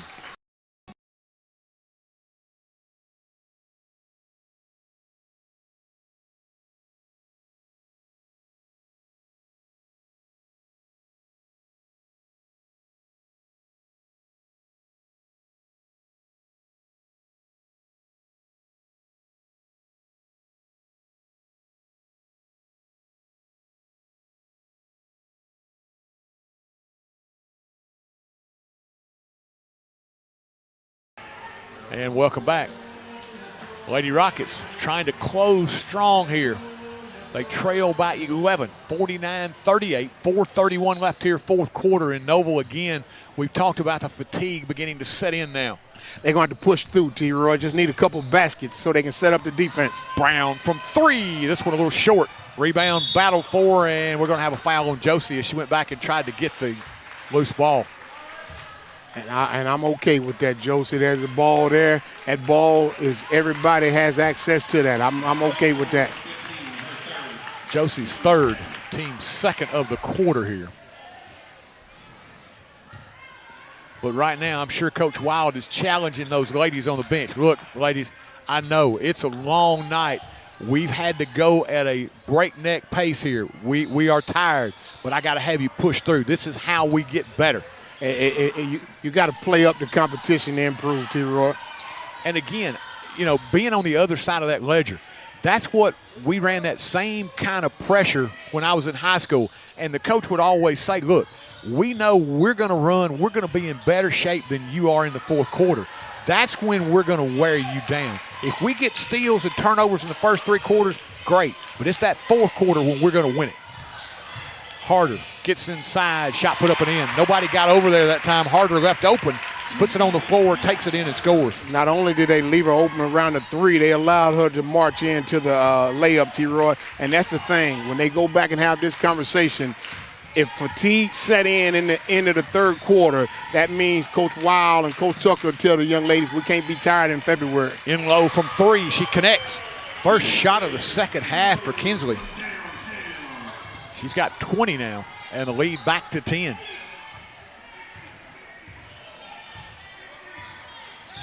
You can see hands on pants. They were doing that during the timeout, T. Roy. It was difficult for them. That 30-second timeout was very rough on them. And now you're going to have to step out here because Moore County says, hey, we're going to stay out here and just do a little keep away. And you cannot blame Moore County for that. Time, possession, clock, score, everything in their possession. Well, Coach Spencer gets to work here. Hey, we're in a situation where we're going to be in hopefully a lot down the stretch. We got to be able to handle basketball, shoot free throws well. They got some nice ball handlers. One in particular is Sharp. Yeah, Sharp and Popes is, and they're going to get her for the intentional there. That one, again, Noble, good call. A little bit. You want to make it look a little bit better than that one. And I understand. And here's the thing, T. Roy. Not only in the rule book are you supposed to call that, but it keeps the game in control when the official is very decisive about staying within the rule book. Kaylin steps out to give the foul, her third, but the little push there at the end. And Sharp will step to the line to shoot a pair, first of which is no good. But Moore County, more importantly, gets the ball back, Noble. They certainly will. And here's the thing. Not only do they get the ball back, they're going to sit around and do the same thing they just did, T. Roy. They're going to play it like that for the next 2:31. Sharp second. Good. And to play this style, you've got to prepare yourself. And I know many a day when Coach Bill Williamson coached us, at the end of practice, we would run killer drills. Well, I tell you what, again, you got to check that off, T. Roy. Whatever weaknesses you see here tonight, you got to work on those for the next 30 days. Inbounds, it comes. Sazanoff with it. And I was going to say, at the end of practice, I was talking about Sharp shooting the free throws in the fourth quarter. He would pick whoever hustled in the killer drills to shoot the free throws. You had to hit 2 in a row, and practice was over with. If you didn't, we ran again. So, he was brilliant in the sense that if the seniors didn't hustle, they weren't going to get to shoot the free throws. And it kept everybody involved. So if you didn't hit, everybody did not want to run.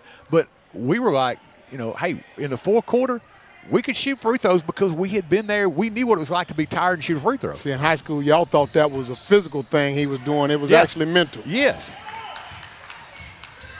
Graham out front. There's a foul right there, T. Roy. Right there, yep. Enlow gives the foul on Fletcher. And that's going to be the 5th foul on the Lady Rockets, and Fletcher will step to the line. Katie Fletcher,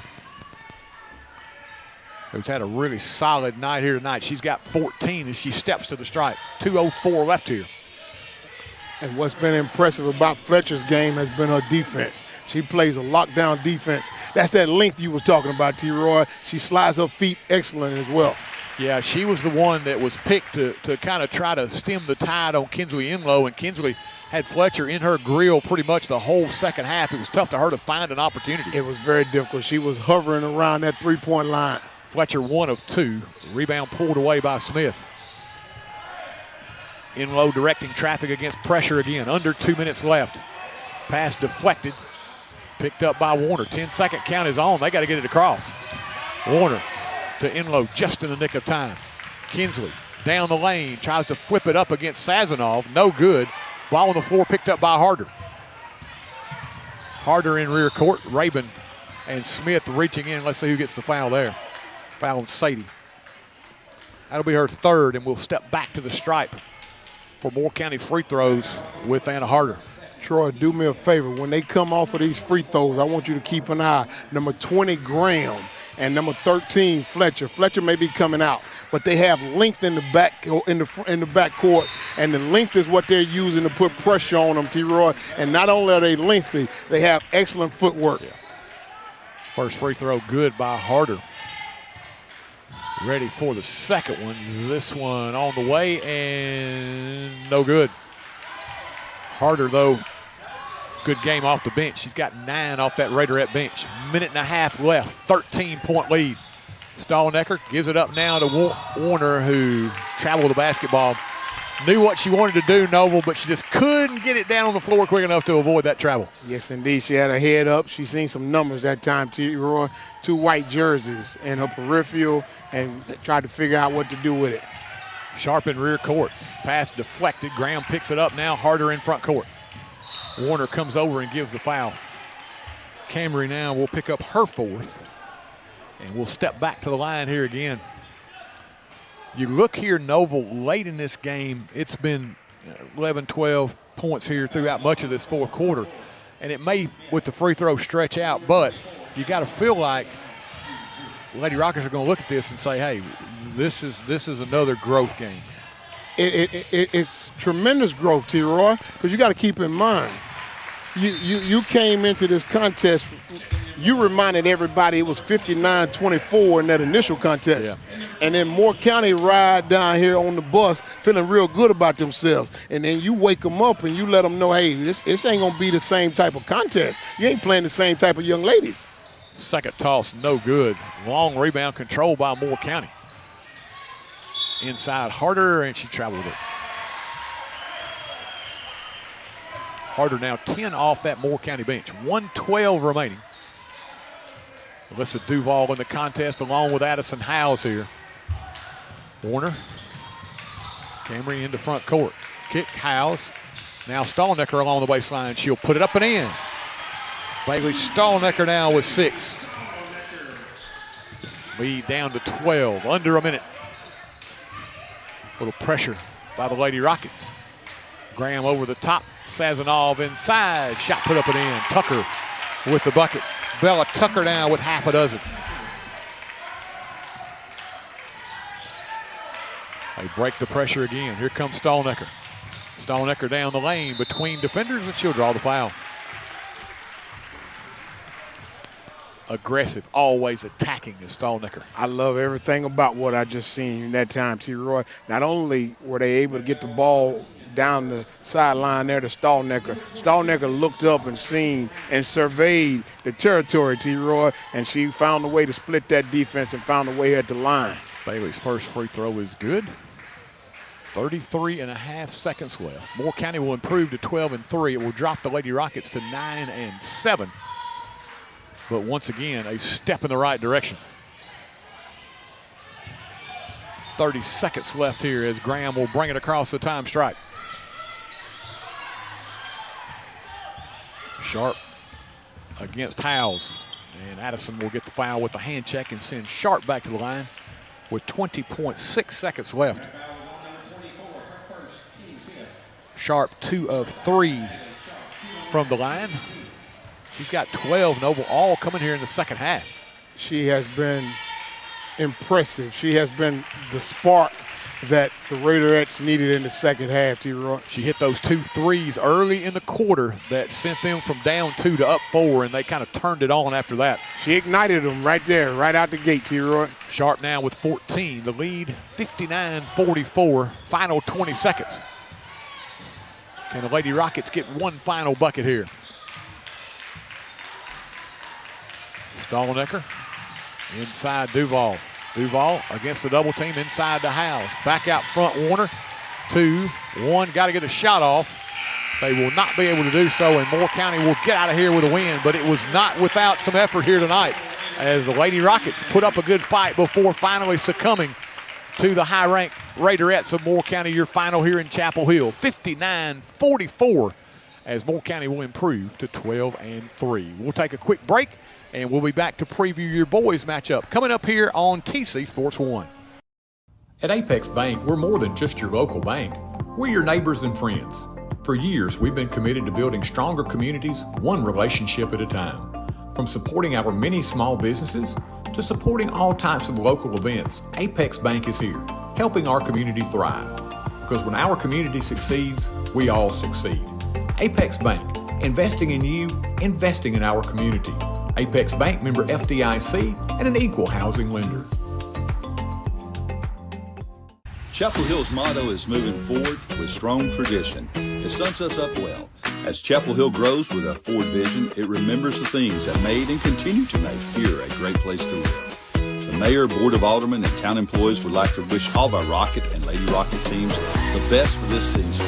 From the Lions Super Bowl of the South to Henry Horton State Park, we are moving forward with strong traditions.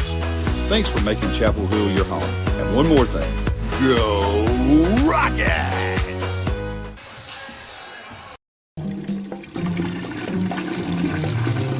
Daddy, where's Mr. Bubbles? Life can be uncomfortable.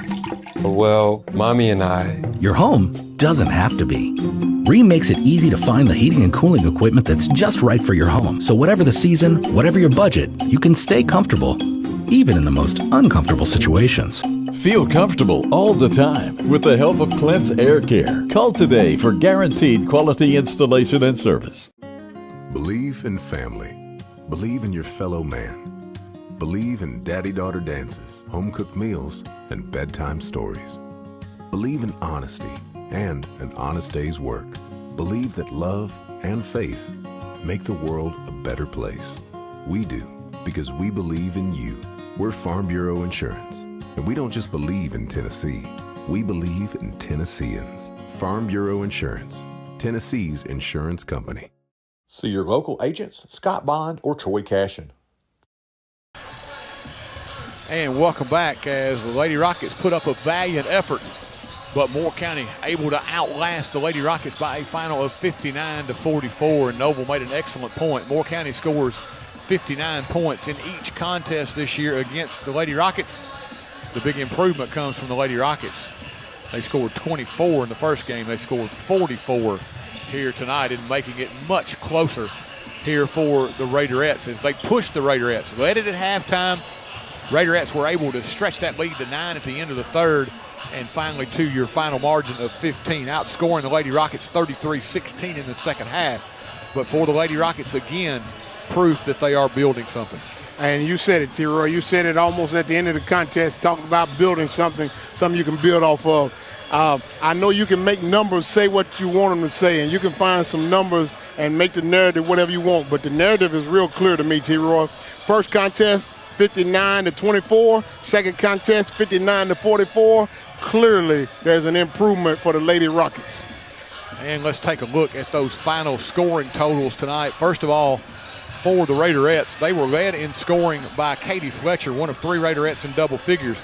She had 15. It was Allie Sharp with 14, all coming in the second half, as she was really the spark plug that got that Raiderette offense going in the second half. Anna Harder off the bench with 10. It was Ellie Graham with 8. It was Emma Sazanov with 7, all of hers coming in the first half, and Bella Tucker with 6 for Moore County. A game-high 20 for the Lady Rockets' Kinsley Enlow as she led everyone in scoring. She was followed by Sadie Smith with 11. Then it was Bailey Stonenecker with 7 and Josie Brown with 6 for the Lady Rockets as they dropped to 9-7 on the season with the loss to the Raiderettes. But once again, have to be pleased with the progress by Forrest. We will take another break, hear from some of our fine sponsors. We'll get our lineup set for game number 2, and then we'll be back to talk a little bit about Moore County and the Rockets coming up here next. If it's in your yard, it's not too hard for Tate. Tate Garvin at Garvin's Ground Control.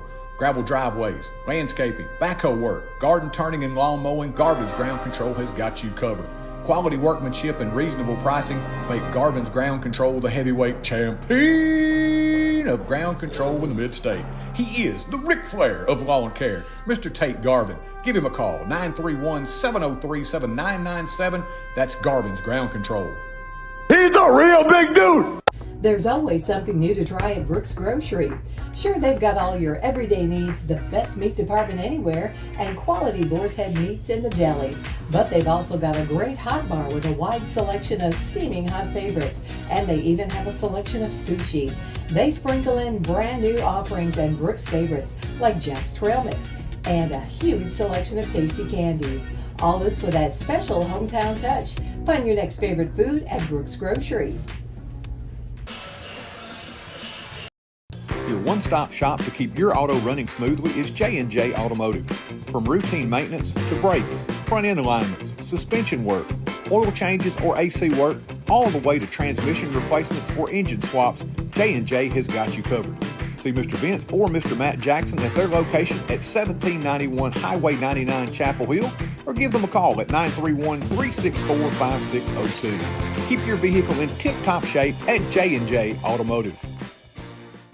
Whether you're looking to buy your dream home or sell your existing home, experience matters. You need a realtor versed in handling everything from a multiple offer situation to negotiating the best price for a seller. With 35 plus years of experience, you need Vicki Kane on your side to help navigate your way. She works with buyers and sellers in all price points in Middle Tennessee, and she'll use that experience to simplify the process and make it hassle-free for her clients. Give her a call at 931-580-5924. That's Vicki Kane with Buddy Tankersley Realty and Auction. Managing your finances can be overwhelming, but it doesn't have to be. At Morehead Cheek P. LLC, we offer comprehensive tax and general accounting services for both individuals and businesses. From accurate tax returns to day-to-day accounting, our expert team ensures your financials are in order year-round. Let us handle the numbers so you can do what you do best. Call 931-246-4425 today. Peace of mind is just a phone call away. Morehead Cheek P. LLC, your partner in taxes accounting every step of the way. First Commerce Bank aims to provide communities with competitive banking products that meet our customers' needs. But we don't stop there. We strive to provide our banking products with superior and unparalleled customer service. First Commerce Bank's mission is to be the best at serving our customers one opportunity at a time. Call 931-364-7888 or come by our location at 4641 Nashville Highway. Our friendly staff is here to help you find products and banking services to suit your needs best. First Commerce Bank, your first choice for hometown banking. Member FDIC and equal housing lender. Welcome to Mac Equipment, your one-stop shop for all your outdoor power equipment and rental equipment needs. Locally owned and operated here in Middle Tennessee. With 3 locations in Murfreesboro, Lewisburg, and Chapel Hill, we have dozens of rental equipment, including full-size and mini skid loaders, excavators, and more. We also offer deliveries so you don't have to worry about moving the machine yourself. Just let our team bring what you need right to you. Mac Equipment, your one-stop shop for outdoor power and equipment rental. Stop by one of our 3 locations or visit us at mactn.com.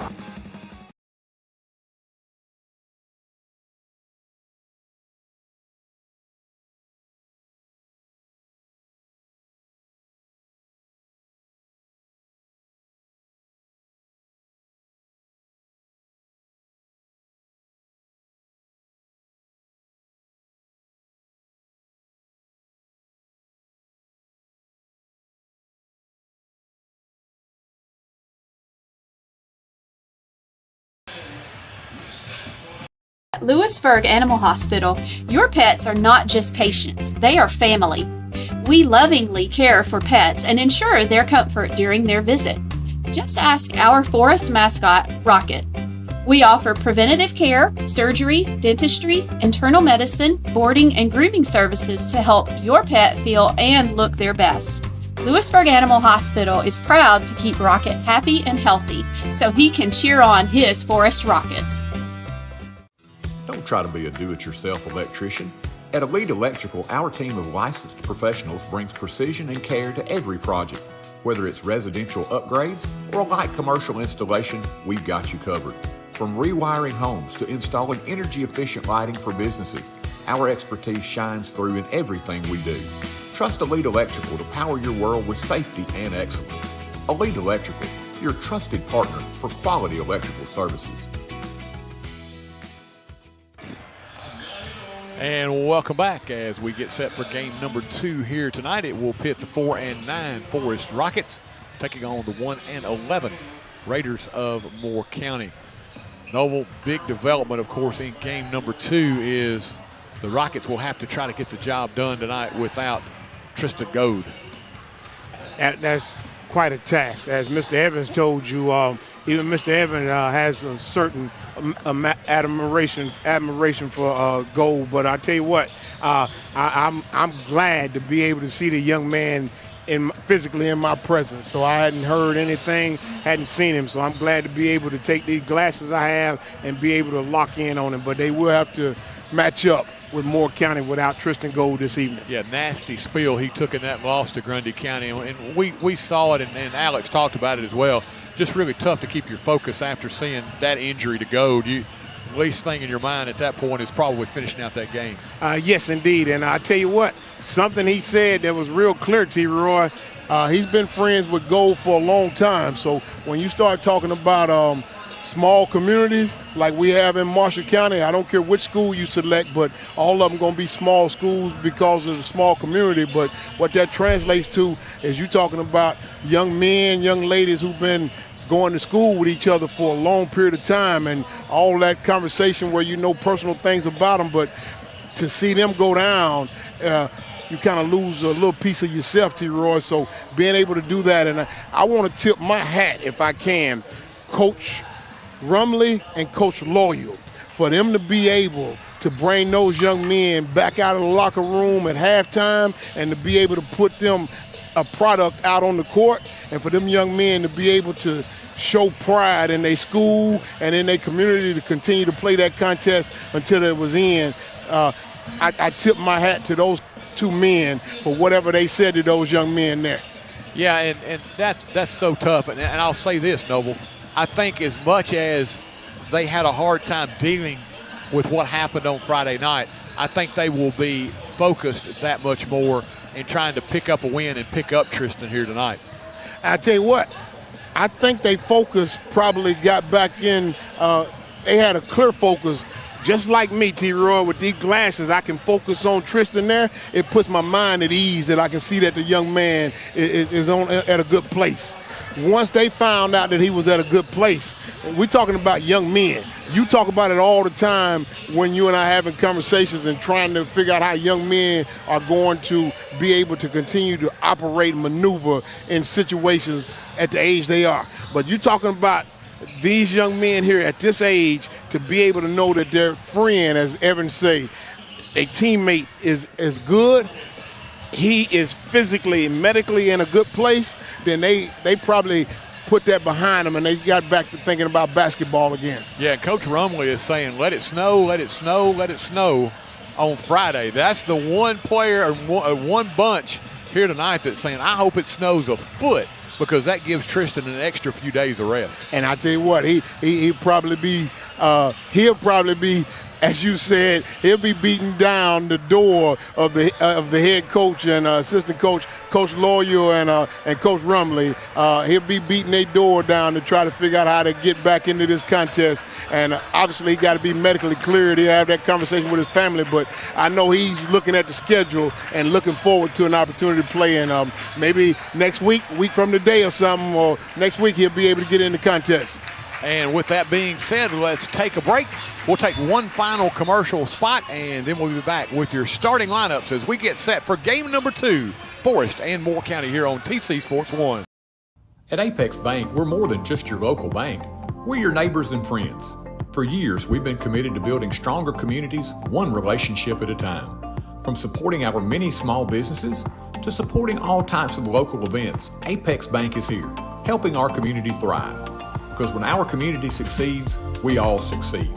Apex Bank, investing in you, investing in our community. Apex Bank, member FDIC, and an equal housing lender. Chapel Hill's motto is moving forward with strong tradition. It sums us up well. As Chapel Hill grows with a forward vision, it remembers the things that made and continue to make here a great place to live. The Mayor, Board of Aldermen, and town employees would like to wish all of our Rocket and Lady Rocket teams the best for this season. From the Lions Super Bowl of the South to Henry Horton State Park, we are moving forward with strong traditions. Thanks for making Chapel Hill your home. And one more thing, go Rockets! And welcome back. We'll head down to our scores table where Miss Brenda Brown will give us our starting lineups. And the Moore County Raiders. Starting for Coach Justin Brown and the Moore County Raiders, number 0, Brantley Hill.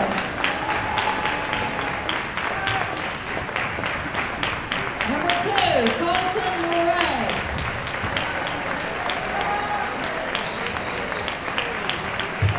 Number 5, Gavin Wise. Number 12, Jay Spartman. Number 33, Peyton Martin. for Coach Justin Brown's Raiders, it'll be Brantley Hill, Colton Morey, Gavin Wise, Jay Sparkman, and Peyton Martin. And now for the homestanding Rockets of Forrest High School. They are coached by Mr. Tyler Rumley and assisted by Mr. Barry Lowell. Decked out in the home whites tonight. You'll hear from the Spring Browns here momentarily.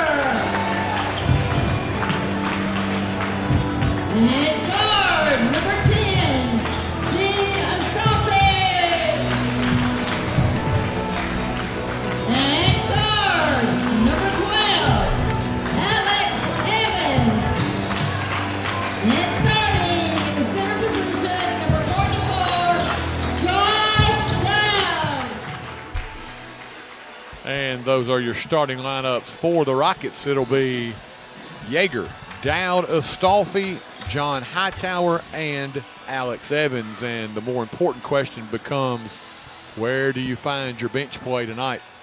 And T-Roy, I tell you what, not only before we even get to the bench, size, T-Roy, so let's be clear. I heard Ms. Brown say starting at center, Josh Dowd, but he's the biggest fella out there, so yes, sir. You have to wonder about Myers. Andrew, fixture in the starting lineup. He's not in the starting lineup tonight. And that's why I said, T-Roy, you got four typically smaller players out there, point guards and wing players.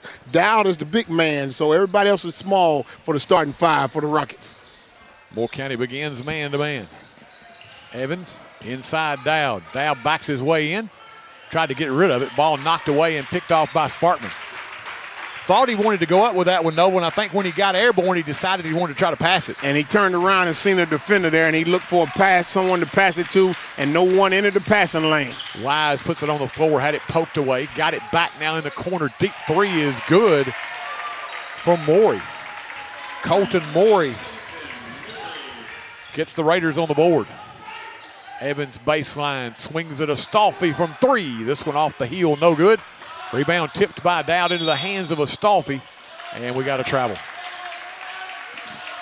Astolfi trying to get that thing back, ended up turning it over. And I tell you what, I wanted to see how Coach Rumley plays this T-Row with four small guards out on the court. Press all day, and then maybe they can get up and down the court. Have to think that may be the game plan here. Out front, Brantley Hill with the dribble. Picks it up. Now to Sparkman. 12s matched up against each other. Evans and Sparkman, who has it, swings it over left side. Hill cut off baseline. Swing it back. Hill can't get off the shot. Now Morey. Wise around that screen. Dowd influenced the shot. Rebound pulled away by Hightower. And Dowd certainly cannot get in foul trouble tonight, T-Roy. John, nice cross-court pass. Evans underneath, puts it up, and will not stay. That one went all the way down and came out on him. Moore County clears it. Gavin Wise out top. It comes to Morey. Morey now to set the offense. Peyton Martin off that elbow inside to Wise. Bumped by Dowd inside. Nice pass to a cutting Martin who puts it up and in. Peyton Martin on the board. 5-0 Moore County. Evans 30 feet away, left side on the wing. Brings it straight away now is Dowd high post. Hightower puts it on the floor. Turns the corner and he'll be bumped by Morey. Morey's foul, his first, team's first. I don't know if I credit Coach Rumley or whatever. Dowd was high up, T-Roy, in the high post area by the free throw line. He was being covered in the front and the back, and he was cluttering the space there, and they moved Dowd over to the corner and opened it up for Hightower. Astolfi left wing, now to John in the corner. Lobs it over the top, good catch. Dowd inside, spins, fires, and scores. Josh Dowd with a bucket. Good entry pass. Yes, indeed. I know who to credit on that. Dow for great post presence and excellent job Hightower there, dropping it over the defender's head. Moore County with it. Wise on the wing. Gives it up to the cutter there. That's Martin, cut off by Dowd. Morey, Astolfi matched up with him. Raiders trying to work that offense, run a lot of screens, but taking the three is Peyton Martin. He says, you know what, Dowd, you got to respect me. I'm going to take the three. I don't think Dowd can go out there, T-Roy. I don't know, but maybe Martin said you're going to have to come eventually. Astolfi uses the screen from Dowd, now gives it to Josh up top. Leaves it with Evans. Alex, the freshman, he'll back it out. Up top, Astolfi, almost halfway through this first quarter. Moore County 8, Forrest 2. Astolfi fakes, now repenetrates, gets inside, kicks now to Hightower. Hightower along the baseline, little runner no good. Rebound pulled away, Hill. Hill looking to run into front court, and he is bumped by Evans. Alex picks up the foul, his first, team's first. And Moore County will play it inside front court. It's not a lot on the interior for the Rockets to be able to get to, Roy. So somebody's going to have to get free and find a way to create their own shot for the Rockets, because being able to get the ball down to the low post to Josh Dowd is probably not going to be able to something they're going to be able to do all night. Tristan Gray, 15, checks in for the Raiders. He's got it right wing. Looks inside the Hill, brings it up top now to Martin. Covered up quickly by Hightower after he hit the three. They give him a little respect. Rockets now look like they're dipping into a little bit of a zone here. Morey on the wing. Under 4 left here, opening quarter. Sparkman tried to get it to the cutter. Gray, and threw it. He threw it to the corner. He thought Gray was going to stay stationary in the corner. Gray started cutting to the basket. Pass goes errant out of bounds, and the turnover gives it back to the Rockets. Hightower gets some direction from Coach Tyler Rumley as he brings it into front court. Picks up the dribble now to Yeager. Matthew turns the corner. Hightower on a wing. Evans inside down. Draws a double team. Kick Astolfi from 3. This one no good. Rebound pulled away by Hill. They're going to have that available, Noble. It will be, because Moore County is clearly trying to make sure Dowd doesn't get touches. Back door, Morey, and on the inline. Waited for a minute. I thought they might call the foul on Astolfi, who was over there trying to get that loose ball. Let's see how Coach Rumley plays it, T-Roy, because Dowd's going to go down in the interior. They're going to pack that on the interior, so there's not a lot of opportunities for the guards to penetrate. Certainly cannot get that interior pass. Somebody's got to knock a shot down. How about that, John Astolfi? Evans with it. 30 feet away, right side. Dowd comes up to set the screen. Evans picks up his dribble. Out top now to Jean. Moore County now a little 1-3-1. Hightower. Ball punched away, picked up on the steal by Morey. On the outlet, Gray down the floor. Almost lost it, put it up, blocked away beautifully by Dowd. Out of bounds and back to Moore County. Good hustle down the floor that time, as Moore County looked like they were going to have an easy 2 there, but the Rockets hustling defensively. Dowd gets the block shot. T-Roy, that goes the answer to your question there, that trivia question. Andrew Myers entering the game. Another opportunity for a low post presence. Moore County off the inbounds. Number 3, Cooper Dickey in the contest. Dickey matched up against Hightower. Morey, cross court, almost stolen away by Myers. Now punched away as Wise will retain possession. Dickey. Wise traveled with it. Saw the cutter Martin, but as his eyes looked toward him, his feet did a little shuffle before he got the ball on the floor. Isn't that interesting, my man, how your eyes and your body just don't always align? He saw the cutter. He had the right idea. We all have at some point in time. Under 2 left here, opening quarter. Moore County on top here early, as the Rockets trying to find their way offensively without their leader, Tristan Goad. into the corner. Firing from three, Yeager. This one no good. Rebound battle for out of bounds, and it'll stay with Forrest. And it's Dowd and Martin doing battle there off of Peyton Martin, and it will stay with the Rockets. T-Roy, you're going to have to tell me what I'm missing. They're going to have to knock down some perimeter shots because that interior presence won't exist for a while. Dowd out top with it. Looks back door, now gives way to Yeager. Back up top to Hightower. They'll start the offense. John kick now, Yeager. Thought about the three, now goes baseline. Oh, nice over the head pass to a cutting Dowd who had it blocked and saved by Moore County. Good save by the Raiders. It certainly was. Oh, Yeager, he pulled one off on him that time, He did. That was slick. Wise.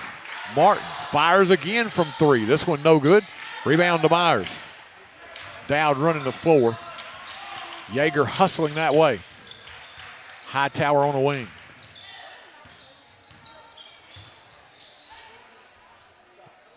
Martin has the size to be able to body with Dowd. He does, and he plays out on offense out wide. Dowd up and under. The long arms give him the edge for the reverse lay-in. Nice move there by Josh Dowd. Dowd, I apologize, sir. That low presence does exist. Excellent footwork, T-Roy. Yes, very nicely done by Dowd on the reverse lay-in. 8-4 Moore County. 20 seconds left in the quarter. Gray hounded by Myers. Now Moore County having to start the offense a little further out from the basket. Rockets picking up the defense. Wise out top with 10. Gavin Wise with the dribble. Gets the screen. Now gives it up to the cutting Martin, who had it blocked away beautifully by Dowd. Think about it. Martin brought Dowd all the way out to the perimeter. Dowd went out there. Martin cut in old two-man game like the Utah Jazz used to do. Now Dowd went down there and still made the block. Hightower with the steal. Good if it goes. This one no good as the first quarter comes to a close. 8 minutes in the books here in Chapel Hill with your score. Moore County 8 and Forrest 4.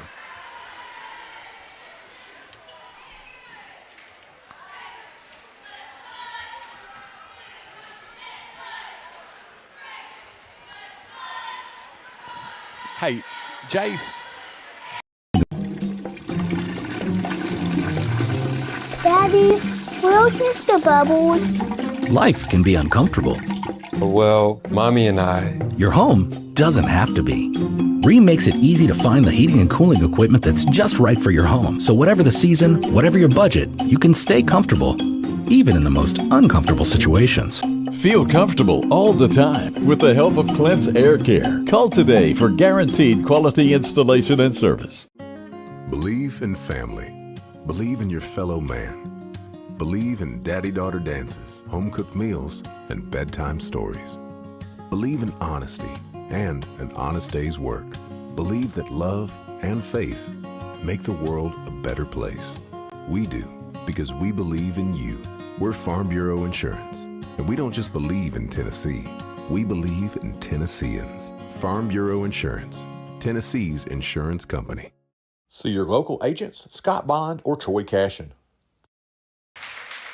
Second quarter underway. Moore County with a basketball. Hill out top as the Rockets talked about it during the break. Noble, you think now, I think they got to get some easy buckets. Pick up the defensive pressure without go. They got to try to manufacture some points here. So you want to create instant offense from defense? Yes. Shot from 15, rattles around and goes for Hill. Brantley Hill on the board. Moore County back on top by 6 at 10-4. Evans gets the screen from Myers. Goes in the corner now to Hightower, who lets it fly and cans it from the deep right corner. John Hightower. Hightower's first of the game, makes it now 10-7. Knock a few of those down there, force them to have to come on out of that paint and come out there and guard them man to man. Yeah, he was down with the cheerleaders way down deep in that corner. He was certainly in the student section, my man. Put a little paint on his face. Along the baseline, Martin gets his way underneath, muscles it up and in. Peyton Martin now with 7. Martin, T-Roy, he has the ability to play inside and outside. Hightower puts it on the floor. John gets the screen. Picks up the dribble now to Dowd and gets it right back. Yeager bumped, gives it out top. Evans, he lets it fly from downtown. Shot a little too strong. Myers with the loose ball rebound. Rockets get another break here. Yeager spins the opposite direction out of the screen, gives away now to Hightower. Rockets just having trouble finding an open area. Myers off the baseline, a little half hook, no good. Dowd with a rebound, and he'll draw the foul.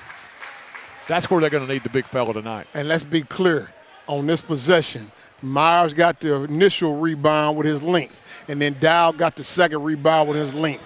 T-Roy, if we just had to maybe put up some shots, and you have to go old school, my man, we're just going to put the shots up and let the big boys crash the board, and then they can get a second shot opportunity or something. 32, Deacon Lyles checks in for Martin. Same kind of body type, big, bulky guys that can kind of lean on Dowd a little bit. Out front, we got the foul to reach in. That's going to go to Cooper Dickey. Dickey's foul his first. Team second. 6 minutes left here, second quarter. Moore County stays man-to-man. Dowd out top. Yeager turns the corner with it. Ball knocked away, picked up by Gray. Dowd giving chase. Gray all the way under, puts it up too strong. Rebound to Hill. Saves it back in, and was he on the inline? Yes, he was. Turnover gives it back now to the Rockets. Footsteps you could hear. Gray heard those big, I don't know, they got to be at least 12, 13s of Dowd coming behind him. I T-Roy, you might have slighted Dowd. Dowd may have some 13 and a half or 14, my man. I wear a 12. I can't get in what he got on. I got you. Yeah, he heard those footsteps from the hustling Dowd. Evans dumps it over his head. Dowd trying to make the catch. Finally ends up with it. Triple teamed inside. Frees now to Hightower. Hightower trying to get free. Off that baseline, puts it up and draws the foul. Astolfi set to check back in. Rockets will play it in underneath their own bucket. I apologize, T-Roy. We were looking for offense, and Hightower said, I'll answer the call, my man. So somebody has to put some shots up. So Hightower said, I'll shoot from the perimeter, and then maybe we'll let Myers and we'll let Dow maybe clean up the boards from it. Morey back in. Tucker Smith in for the first time as well for Moore County. Hightower on the wing. Matched up against Morey. Lobs over the top. There comes the double team. Dow with a good catch. All the way out on the other side. Now Astolfi ends up with it. 3 ball on the way. Good. Jean Astolfi from downtown. He can really shoot it, Noble. Got a good open look and drained it. That's why I called his name personally, T-Roy. Jean Astolfi. We need some points from the perimeter, and that's why I called him individually. 2-point ball game. Crowd trying to help these Rockets get over the hump here. Quick 3 on the way and good. Hill drains the 3 ball. He's got 5. Lead is 5 for the Raiders. Hightower in front court. John gives it up now. Astolfi with it.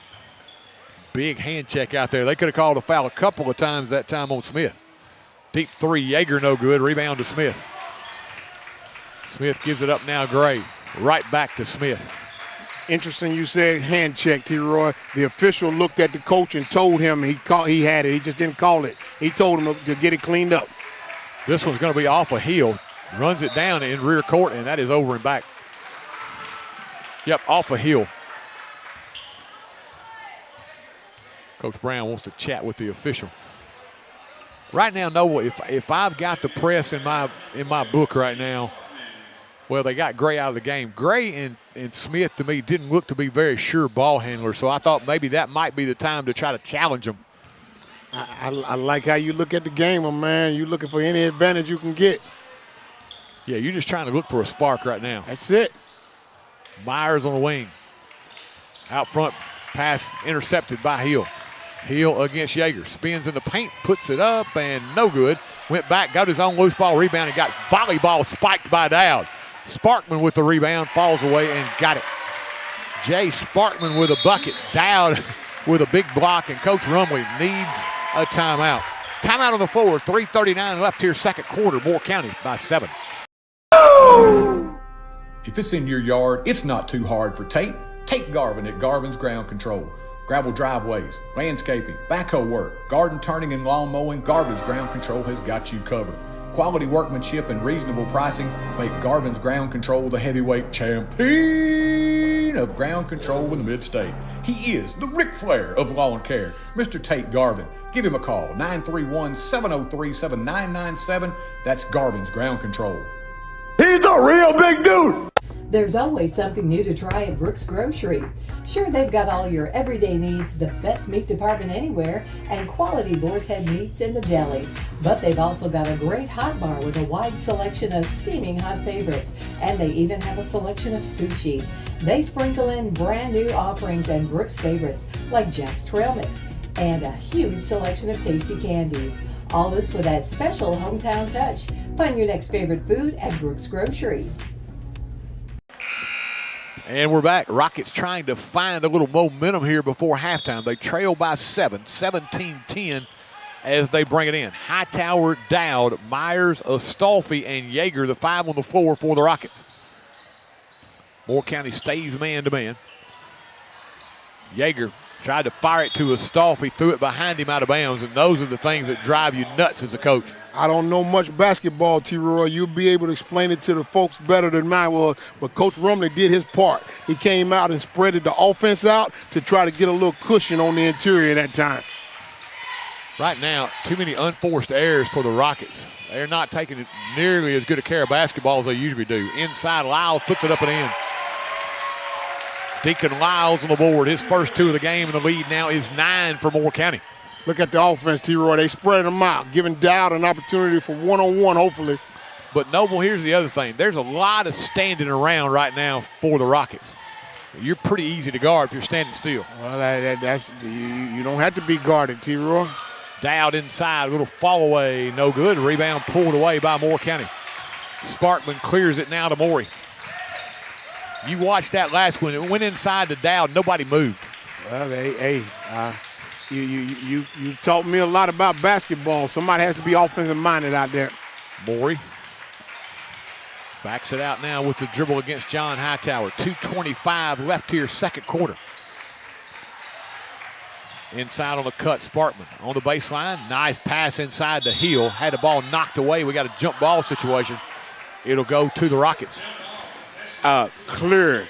Did you see that Moore County just had 2 young men cutting to the basket at movement there, and both of them got an opportunity to touch the ball, and then one of them got an opportunity to take a quality shot, T-Roy. Just didn't work out for him. Hightower in front court. John along the baseline. Gets inside, draws the double team, flips it up and in. Hightower just willpowered that one in, Noble. He found a place to carve out a little bit of an opening to get his shot off. He did. He had an opportunity one-on-one. He ended up going one-on-2, T-Roy. But that's the thing right now. They've had a lot of one-on-one in this first half. Around the screen, Smith gives it up. Morey, shot on the way. This one no good. Rebound pulled away by Yeager. Nice job by Astolfi. He did a nice little grab of the jersey of Smith coming around that screen. And the referee didn't see it either. He's savvy. There it is, T-Roy. I told you it was coming. There it is. They did get Smith that time for the foul. He used that little arm bar pretty well. He does. And here's the thing. I'm going to go ahead and credit the officials, T-Roy. They gave Coach an opportunity to clean it up, and he apparently didn't communicate it to his players, so they're going to help him clean it up. Martin back in. They gave a good rest to Martin with the appearance by Lyles. Picked up a couple of points. Steal by Moore County. Here comes Hill. 1-on-2 in traffic. Almost had it stolen away. Morey now with it to a cutting Hill. Hill gets inside. A little fall away. Partially deflected there by Martinez, who is checked in the game. Jan Hugus Martinez in the game for the Rockets. Yeager off his foot. Ball on the floor. Martinez saves. Myers now inside Martinez. Spins quickly. A little fall away off the window. No good. Myers crashing the glass. Cannot reel it in. And it's off of Moore County. Got another opportunity here. 53.3 seconds left. And you'll take anything you can to find some kind of little momentum here as they trail by 7. Martinez. And Martinez, you know, Revel, he's going to give him some energy. He is going to get after it. He's energetic. Myers got good low block position, spins, fires, and scores. First two of the game for Andrew. Lead down to 5. Approaching half a minute left here in this second quarter. Coach Justin Brown tells his Raiders to pull it out. Going to take the final shot here. Gray up top now to Martin. 20 seconds. Wise got free. The left-hand lay-in off that high screen. Noble, he just rolled right around it and got the open lay-in. And that's that movement, T-Roy, and they finding the open player rolling to the passing lane. Yeager, deep three. This one too strong. Rebound pulled away by Hill. Hill in rear court. 2-1. Heave at the buzzer, no good, but the Raiders will go to the locker room with a touchdown lead. We've reached halftime here in Chapel Hill with your score. Moore County 21 and Chapel Hill 14. Your one-stop shop to keep your auto running smoothly is J&J Automotive. From routine maintenance to brakes, front-end alignments, suspension work, oil changes or AC work, all the way to transmission replacements or engine swaps, J&J has got you covered. See Mr. Vince or Mr. Matt Jackson at their location at 1791 Highway 99 Chapel Hill, or give them a call at 931-364-5602. Keep your vehicle in tip-top shape at J&J Automotive. Whether you're looking to buy your dream home or sell your existing home, experience matters. You need a realtor versed in handling everything from a multiple offer situation to negotiating the best price for a seller. With 35-plus years of experience, you need Vicki Kane on your side to help navigate your way. She works with buyers and sellers in all price points in Middle Tennessee, and she'll use that experience to simplify the process and make it hassle-free for her clients. Give her a call at 931-580-5924. That's Vicki Kane with Buddy Tankersley Realty and Auction. And welcome back here at halftime. Raiders lead the Rockets 21-14 at the break. And we are joined here at halftime by Lady Rocket assistant head coach, Ms. Taylor Tucker. And Coach, great game tonight. I think as you continue to build a program, this is one you can say, okay, we saw the initial contest in Lynchburg. We see tonight, we see progress. Oh, I definitely agree, especially from our turnaround from the first game, getting beat by 40-plus points and then now holding them basically the whole first half and then kind of just giving it up at the end. I'm really impressed with our girls and how we played tonight. You got to think, you've done so many things. You yourself coaching the JV, and y'all are going lots of tournaments, getting them a lot of work in. And I think now you're beginning to see, young ladies step in when they're called on, even if it's just for a couple of minutes at a time, and have some confidence in doing so. Exactly. Coach Wild always preaches that you always got to be ready for your number to be called. We are huge believers in making sure our younger girls are ready to go and ready to set up, because that's what the program is built on. Our older girls are there to implement it, show it to them, and they're there to prove that it's going to follow through and even get better the next and following year. Now for you, coming to Forrest, you played at the higher levels before. Mm-hmm. What's the adjustment like here? The adjustment here, my last school was a 6A school. We were pretty big. And then coming here, what I like about being at a smaller school is we really get to get personal with our girls and spend a lot more time with them that I didn't really get at my old schools. So I think it really helps us out having that fourth block conditioning and everything, and how close the girls are. Team chemistry can always beat athleticism any day. I mean, I think we kind of saw that tonight with how we played. Now for you played for Coach Wild. Yes, I did. Since he's gotten to Forrest, have you seen him mellow any bit, or is that fire still pretty bright? The fire's still bright, but I will definitely say he is mellowed out in his years. But I think he is one of the best coaches at holding our girls accountable, and I think that's what you need in a coach, especially if we're trying to build a program for what it used to be and get it to what it's now. Is there a moment that you kind of said to yourself, hey, we're getting there? Is there one thing that you can just think of that you said, yeah, we're making strides? Oh, Grundy County was a huge turnover for us. I mean, last Friday, us coming out playing that way, and even the game before against Collinwood, I think the way that I explained it to the girls tonight, it's like a puzzle. I feel like at the beginning we had the pieces scattered everywhere. We couldn't figure out where they wanted to go. Now we got the border built. We're filling in everything, and I think the girls' confidence and wanting to play and knowing how to play and their IQ is all coming together. Coach Tucker, if you will, you and Troy was initially talking about the progress that the young ladies made from the first contest to this one. Mm-hmm. If you could, take us into the locker room. You ain't got to tell us all the conversation, but How do you and Coach Wild, how did the conversation go when you talk to the young ladies about the first contest against Moore County and this progression that you're talking about all the way from Collinwood to Grundy County to now? Talk to me about how you had the conversation with the ladies about the confidence boosters as well as game changers that we've seen over the last 4 or 5 games. Gotcha. Yeah, so usually we are big in scouting, but what we've been mostly focusing on is focusing on us, not worrying about so much of the other team or anything, about worrying about what we can do to get better, what we need to do, and everything else. I think a lot of the times the girls are more worried about our opponents and who we're playing and everything, but now that we have the focus on us, I think it builds into our confidence and makes us an overall better team. Whereas like the first game, the girls came in against Moore County, the one that we lost by a lot. They came in worried about the other team, like scared about what they can do, the pieces that they had and everything. But tonight, the main focus was on us and what we could do to do differently from what we did for the first game. And I think that's what changed the game for us. And one last question, Coach Tucker, before you and Troy go back to your conversation.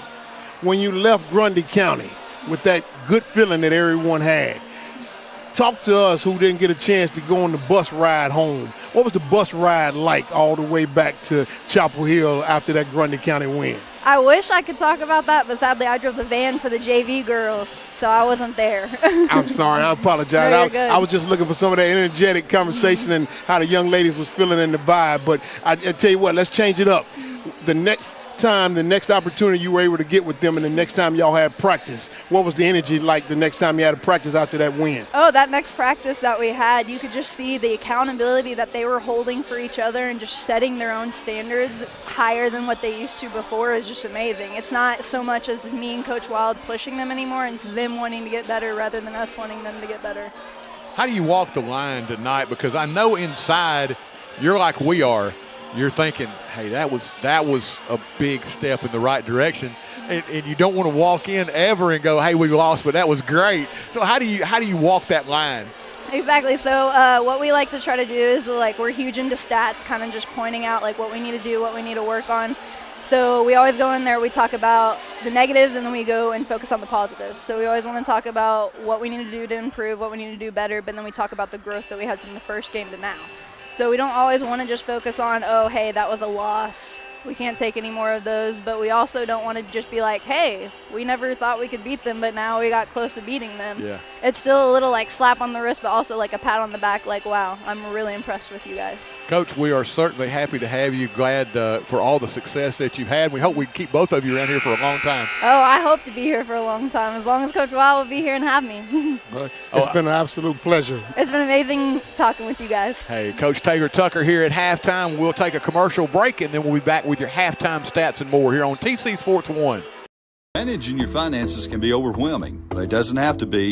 At Morehead Cheek P. LLC, we offer comprehensive tax and general accounting services for both individuals and businesses. From accurate tax returns to day-to-day accounting, our expert team ensures your financials are in order year-round. Let us handle the numbers so you can do what you do best. Call 931-246-4425 today. Peace of mind is just a phone call away. Morehead Cheek P. LLC, your partner in taxes accounting every step of the way. First Commerce Bank aims to provide communities with competitive banking products that meet our customers' needs. But we don't stop there. We strive to provide our banking products with superior and unparalleled customer service. First Commerce Bank's mission is to be the best at serving our customers one opportunity at a time. Call 931-364-7888 or come by our location at 4641 Nashville Highway. Our friendly staff is here to help you find products and banking services to suit your needs best. First Commerce Bank, your first choice for hometown banking. Member FDIC and equal housing lender. Welcome to Mac Equipment, your one-stop shop for all your outdoor power equipment and rental equipment needs. Locally owned and operated here in Middle Tennessee. With 3 locations in Murfreesboro, Lewisburg, and Chapel Hill, we have dozens of rental equipment, including full-size and mini skid loaders, excavators, and more. We also offer deliveries, so you don't have to worry about moving the machine yourself. Just let our team bring what you need right to you. Mac Equipment, your one-stop shop for outdoor power and equipment rental. Stop by one of our 3 locations or visit us at mactn.com.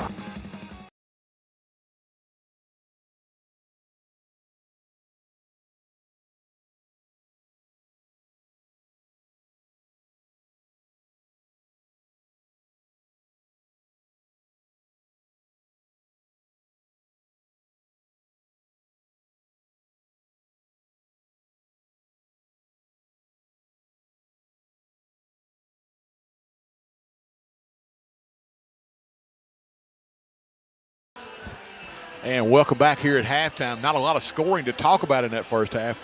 Moore County, Brantley Hill with 5 in the first half. Colton Morey had 3. Gavin Wise with 2. Jay Sparkman with 2. Deacon Lyles with 2. And Peyton Martin leading the Raiders in scoring at the break with 7. On the other side of the ledger for the Rockets, Andrew Myers with 2. Josh Dowd with 4.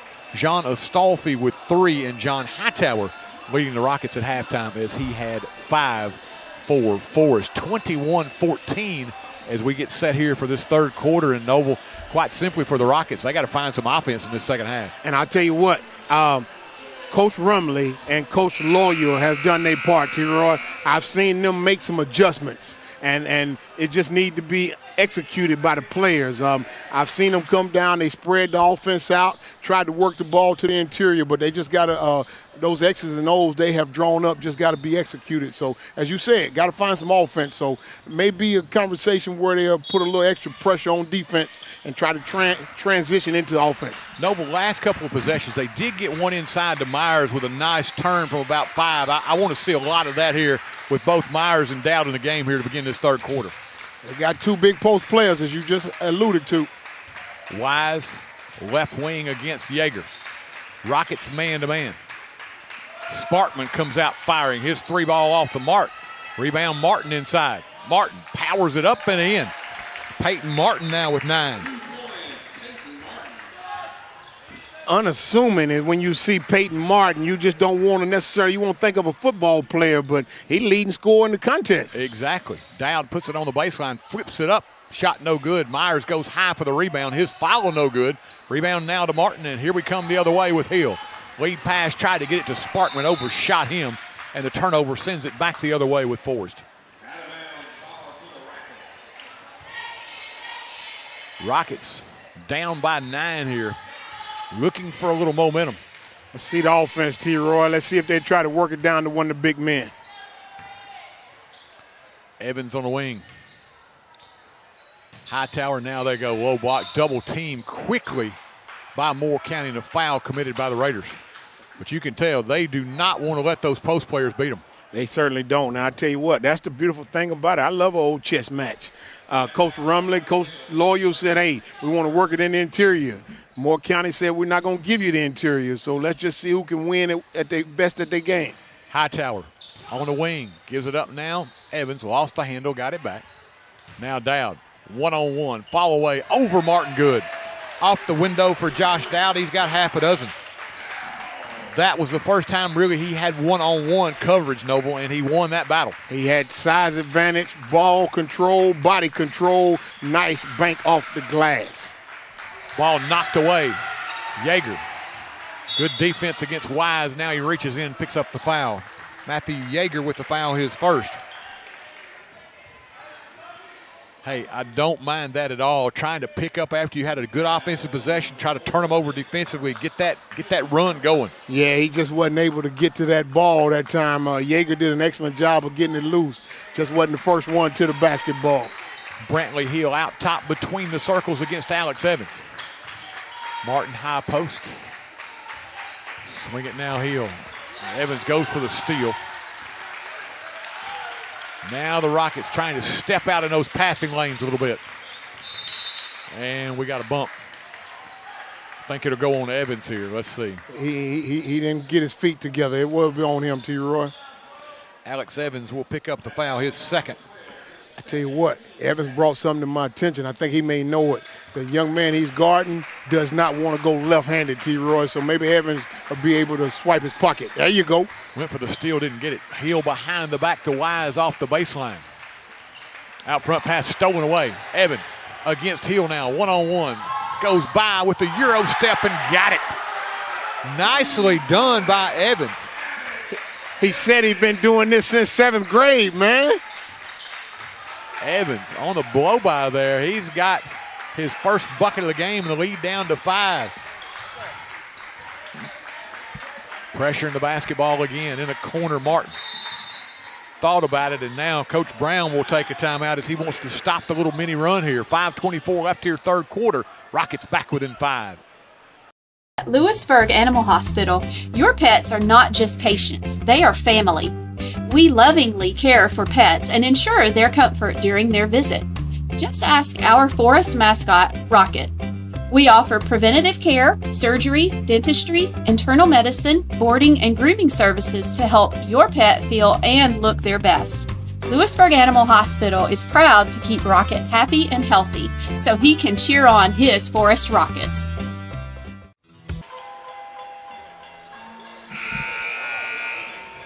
And welcome back. 5:24 left here in this third quarter. Rockets trying to get back in it, Noble. A couple of buckets for them here back to back, and let's see if they can put another little couple of buckets on the board here. Inside pass thrown away. Run down by Yeager. Getting extra possessions there, T-Roy. Coach Rumley got his defense working now. Hightower lobs over the top. Dowd powers it up and in.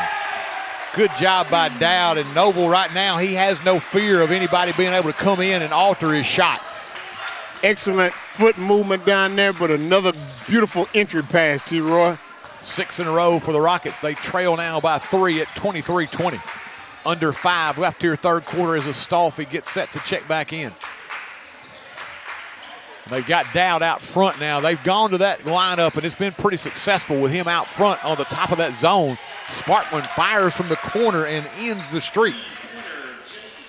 Sparkman with 5, lead back to 6. That was a big bucket for Moore County. It was. There was no interior opportunity for Moore County. He hit the only shot that was available. Evans on a wing. Myers rolls off the screen, and we got an offensive foul on Andrew. I tell you what, Andrew got a little fortunate that time, the way he handled that basketball after that, T-Roy. So veteran official that time, very poised that time. Yeager will check out Astolfi in for the Rockets as they'll go to the pressure here. And I think a nice move here by Coach Rumley. Few of the guys that especially Moore County had in at one point didn't look like they were very sure of handling the basketball, and I think it's a good way to kind of probe and find out. You and I, we've seen this before, individuals who just want to get rid of the basketball and some who don't even want to come to it, T-Roy. Yeah, it's like Waterboy where you're looking and you got that one guy along the line, you kick the onside kick to. This is some of those guys with handling the basketball. You can look in their eyes and quite tell they're not interested. Hill on the wing, out top to Sparkman. They'll swing it around the perimeter. Moore County being really patient here. Morey lines up a 3, in and out, no good. Martin crashing the glass, his foul no good. Wise with the rebound. Wise's foul no good. Martin again. Fakes, gets Dowd airborne, puts it up and blocked away by Dowd. Martin wanted the foul, didn't get it, but Dowd with good position that time. He stayed vertical. Still impressed with Dowd's transition from last year to this year defensively. Myers with the turnover, and now Moore County will be fouled going the other way. Myers tried to get it to Dowd, threw it right into the hands of Martin, and then we've got a forced foul. Alex Evans picks up the foul, his third, and Noble, that's the 4th team foul here in the quarter. We still got 3:20 left. If they keep playing defense the way they playing it, they're going to get a lot of fouls, T-Roy.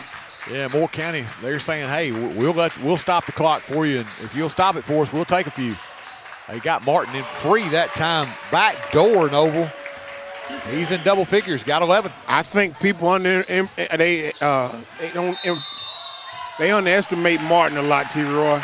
Myers a little frustrated there. He got in the paint, and Noble, I think he had a shot, but he tried to get a little deeper with it and travel the basketball. And he showed the ability to be able to shoot a 7-10-foot jumper right off the glass, T-Roy. And he has a size advantage on anybody who they will put on him tonight. Under 3 left here, third quarter. Moore County in front court. Morey against Hightower. High post, Sparkman. Now Wise. Wise against Yeager. Gets his way down inside. Little left-handed shot, no good. Rebound pulled away by Dowd. Yeager now in rear court. Matthew across the time stripe. Gives it to Hightower. Thought about the 3 from the corner. Didn't take that one. Brings it up top of Stolfi. Jean back to Hightower.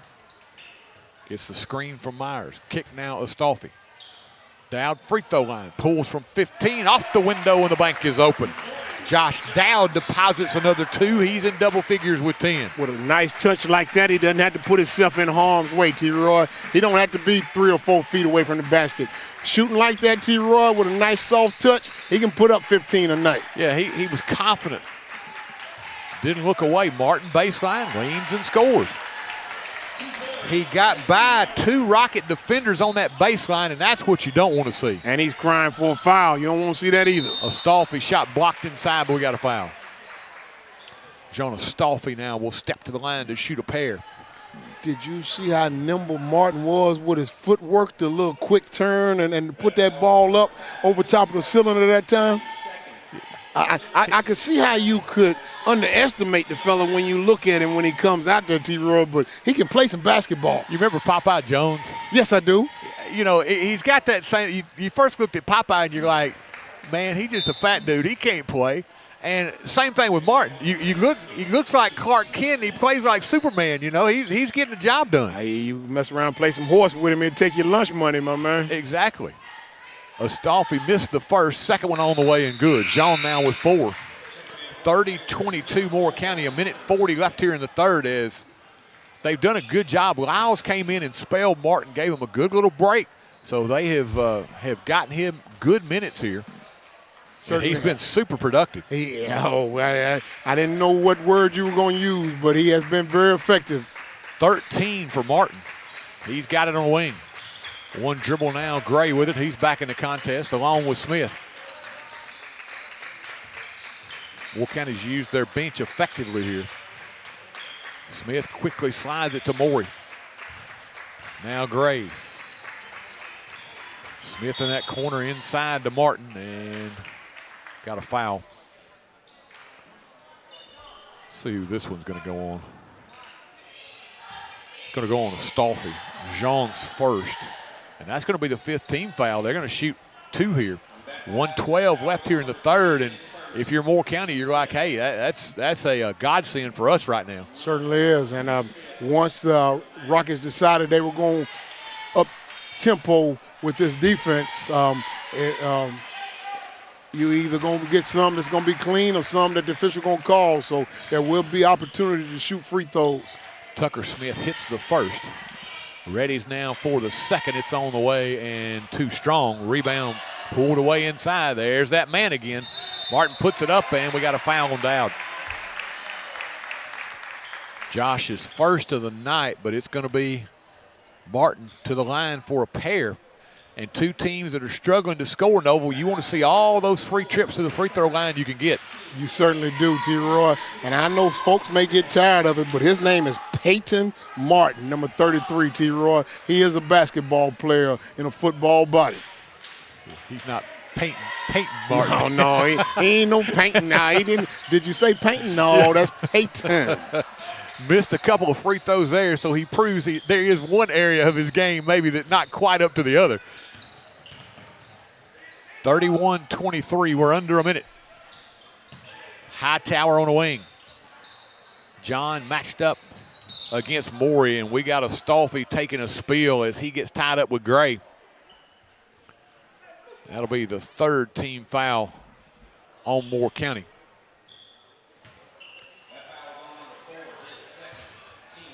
Tucker Smith with the foul. 50.7 seconds left here in the quarter. Lob comes into Myers. Out top to Dowd. To Dowd. He looks inside, and here comes Hightower. Hightower back out top with a basketball now. Gets that high screen from Josh Dowd. Penetrates along the baseline. Lost the handle. Picked up by Moore County. Smith gives it up to Morey. 30 seconds left here in the quarter. Cutting inside. Smith. Fall away off the baseline. No good. Rebound to Myers. Hightower now with it. 1-on-3 the other way. John leaves it with the trailer Astolfi. 20 seconds and counting. Astolfi gets inside, tries to dump it down low to Myers, and it'll be out of bounds and back to the Rockets with 14 ticks left here in the third quarter. No need a bucket here. They certainly do, and I tell you what, if you need one, then I'll give you one. 44, Josh Dowd, bucket up good. Look to him on the lob, have to come in instead out top to Astolfi with 12. Jean turns the corner, gets inside, flips it up, little finger roll, good by Astolfi. Astolfi with 6. Moore County with time. Morey, 2-1. He'll fire, good if it goes, just off the back iron, and that's how we'll end this third quarter. Moore County on top as we head to the fourth. Your score, Raiders 31, Rockets 25. To be a do-it-yourself electrician? At Elite Electrical, our team of licensed professionals brings precision and care to every project. Whether it's residential upgrades or a light commercial installation, we've got you covered. From rewiring homes to installing energy-efficient lighting for businesses, our expertise shines through in everything we do. Trust Elite Electrical to power your world with safety and excellence. Elite Electrical, your trusted partner for quality electrical services. And welcome back. Rockets trying to find a way here. It has been a defensive struggle here. Both teams having trouble scoring the basketball. 31-25 as we head to this fourth quarter. Noble, you look, 4 in the first for the Rockets, 10 in the second, 11 in the third. For Moore County, 8 in the first, 13 in the second, 10 in the third. And here's the thing, T-Roy. All game you've been able to say this is anybody's contest. And you knew going in for the Rockets, once Gold was not going to be suited up, you were trying to figure out where the offense would come from. So the case still is the same, T-Roy. Now we got to try to figure out where the offense is going to come from. 6-point deficit. So, but you got to continue to pick up the defense as the Rockets did in the third quarter. Not only do you miss Goat's scoring, but you miss his facilitation, the way he's able to space the floor. The spacing hasn't been as good tonight without him in the lineup, and Moore County knows that. They know, hey, we can cheat maybe a little bit more than we could before. You miss his intensity, too, because he has the ability to electrify not only the crowd but the team and get them to a different pace. Hightower baseline muscles it up, and we got a foul. John refusing to be denied that time as he will be rewarded with a trip to the line here. Foul's going to be on Morey, his second. John Hightower to the stripe for the first time tonight. He's got 5 on the evening. I tell you what, clock not running, and he got a chance to put up 2 points right here. John's first on the way. This one a little short. He'll get another. Will they go instantly into a full-court press after John knocks this last one down? Made free throw, yes, I would. Hightower ready. Second one on the way, good.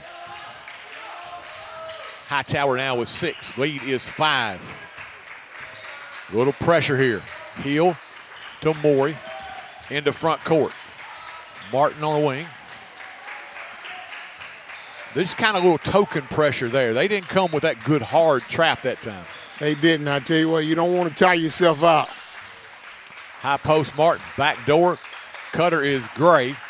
Almost lost it, but Wise picks it back up. Heel to Martin. Fakes, goes baseline. Leans in the air against Dowd. Shot no good. Gray crashing the glass, puts it up and in. Those are the ones you can't afford, Noble, when you're trying to get back in the game. You cannot.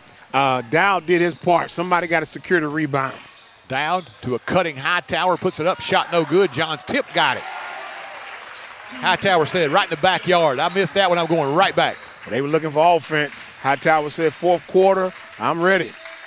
Lead back down to 5, just under 7 minutes left here, fourth quarter. Moore County 33, the Rockets 28. Martin fakes, goes up and under against Dowd, shot no good. In the midst of that, Moore County with the rebound. That's what you can't have. 3 white jerseys. Dowd with a good job defensively against Martin, and you let them get the offensive rebound. 2 consecutive trips down. Dowd has done a superb job on defense, and I will say this. The 2 moves that Martin has made baseline have been superb moves. It's just been better defense Dowd, and unfortunately, somebody's gotten the rebound both times by Moore County. 5-second count was on. Smith now with it. They'll swing it around the perimeter. Martin in the corner. And really, I'm surprised he hadn't tried to shoot that jumper against Dowd. I think he can take Dowd off the dribble, T-Roy. Morey out front. He'll fire from 3. This one's short. Rebound to Hightower. John looking to run. John in front court. Holds it up. Gives away now to Yeager. Free throw line. Matthew picks it up now to Hightower. Down low, Martinez. Backs his way down now to Hightower in the corner. Martinez calling for it. Bounce pass, low block. Martinez up and under. Ball knocked away, stolen by Moore County. Here comes Wise, and we got a foul on Astolfi. Astolfi gave him a little shoulder shiver there as he took him out. And I'm glad you said that. Earlier in the third quarter, T. Roy, Astolfi, he put his knee and moved the man off his mark, but they didn't call a travel nor a foul. But he's real coy out there on defense. Evans and Myers back in. Astolfi and Martinez will check out. Rockets playing a little zone here. Moore County says, you know what? Let's just hold it. It works for Moore County, that's for sure. Rockets now going to come out of it. Put a little pressure on the basketball now as Smith. Low block. Gray tried to get it inside, tipped around, controlled now by Hightower. John on the move. In front court, Gray giving chase. Hightower gets inside. Between defenders, off the window and in. John Hightower. Really nice feel, Noble. He knew when to throw on the brakes and split the defenders. That was a beautiful job of body control by John Hightower. John Hightower, he realized there was a void in the offensive production tonight. He said, Coach, sign me up for it. Within 3 now. Under 5 left here. Martin in the corner. Kick by Dowd as he tried to get it inside of the cutter Smith. Dickey's going to check back in now for Moore County, replacing Gray. Gray gave him a good follow, though. They needed that 2 he got just a minute ago. They did, T. Roy. Defensive possession right here in a second. And Moore County unforced error as they threw it in on that wing area too much toward the bench, and it was Hill had to step on the sideline. And as I was going to say, T. Roy, you get an offensive basket down here, play some more defense, and they'll mess around and have this crowd standing up in a minute because they'll take the lead somewhere around 3-minute mark. 4:45 left. Hightower picks up the dribble now. Yeager with it. And we got a little forearm shiver here on the side as Hill will pick up the foul, his first. And Noble, again, Moore County's run a lot of guys in here, but normally that's a sign of getting a little tired, a little fatigued late in the game. When you're not moving those feet, they're putting those hands up, just kind of leaning on the guy. And I'm glad you explained that to me because usually there's a benefit to having a deep bench, right? Right. 33-30. Dowd, top of the circle. Kicks it now on the wing. Evans from 3. This one no good. Rebound to Hill. That one for the tie. Left it a little bit short. Approaching this halfway mark here of the fourth quarter. 33-30 Moore County. They've got the basketball. Smith to the back door cutting. Hill takes it inside and he is fouled by Dowd. Josh, like a shark in the water, sensing some blood. He saw Hill coming. He went over to get the block, but got a piece of the hand as well. Dowd second. Apologize. Dowd has not been doing a lot of that lately, that swatting, T. Roy. He's usually been staying vertical, so I guess mentally he just got a little off guard that time. But I tell you what, Moore County got away with a travel out there out front. T. Roy, top of the key. Young man playing point guard was sliding out there. Hill now, they are 1 of 5 Moore County from the line. Hill ready. Second one on the way. They're now 1 of 6. They lead by 3. And if the Rockets come back, Moore County is going to look no further than free throw shooting. Well, I tell you what, you got to keep fouling Moore County then. Behind the back, and Rockets had it knocked away, but it goes out of bounds off of Moore County. Yeah, you get late in the game, it may not be a bad idea to foul. I don't think you wait for late in the game, T-Roy. I think you start fouling them somewhere around the 3-minute mark. Put them at the line. Ball knocked away from Dowd. He's on the floor trying to save it. Does so now to Yeager. Yeager baseline. Up top, Hightower. Cut off. Gives it up now to Matthew. Thought about the 3. Now he'll pull the trigger. 15-footer. Got it. Matthew Yeager with his first 2 of the night. It's a big one as it gets the Rockets within 1. Timeout on the floor. 3:35 left here in Chapel Hill. At Apex Bank, we're more than just your local bank. We're your neighbors and friends. For years, we've been committed to building stronger communities, one relationship at a time. From supporting our many small businesses to supporting all types of local events, Apex Bank is here, helping our community thrive. Because when our community succeeds, we all succeed. Apex Bank, investing in you, investing in our community. Apex Bank, member FDIC, and an equal housing lender. Chapel Hill's motto is moving forward with strong tradition. It sets us up well. As Chapel Hill grows with a Ford vision, it remembers the things that made and continue to make here a great place to live. The Mayor, Board of Aldermen, and town employees would like to wish all of our Rocket and Lady Rocket teams the best for this season. From the Lions Super Bowl of the South to Henry Horton State Park, we are moving forward with strong traditions. Thanks for making Chapel Hill your home. And one more thing, go Rockets! And welcome back. Rockets trail by as many as 9, Noble, but they have gotten it back within 1 here. 3:35 left here in the fourth quarter. I told you, T-Roy, somewhere around the 3-minute mark, they'll be ready to shoot a shot, get up a lead, and this crowd will get off their feet, T-Roy. The Rockets will take the lead. They're probably about 30, 40 seconds away from taking the lead. Right now, if I'm Moore County, my offense has got to go through Martin at some point. I don't know why it wouldn't go through Martin all night, T-Roy. He has established himself as an offensive leader. Hill out front with the dribble. Matched up against Evans. Martin high post here as they look back door double dribble. Miscommunication there between Wise and Hill. They didn't even look to Martin, T-Roy. He went out to the free throw line and just stood out there. Decorations, T-Roy. Yeah, he's been your most consistent offensive threat. You got to get a touch for him. He's an offensive presence. You got to give him the ball every time you come down. Myers on the elbow, gives it up. Hightower from 3. This one no good.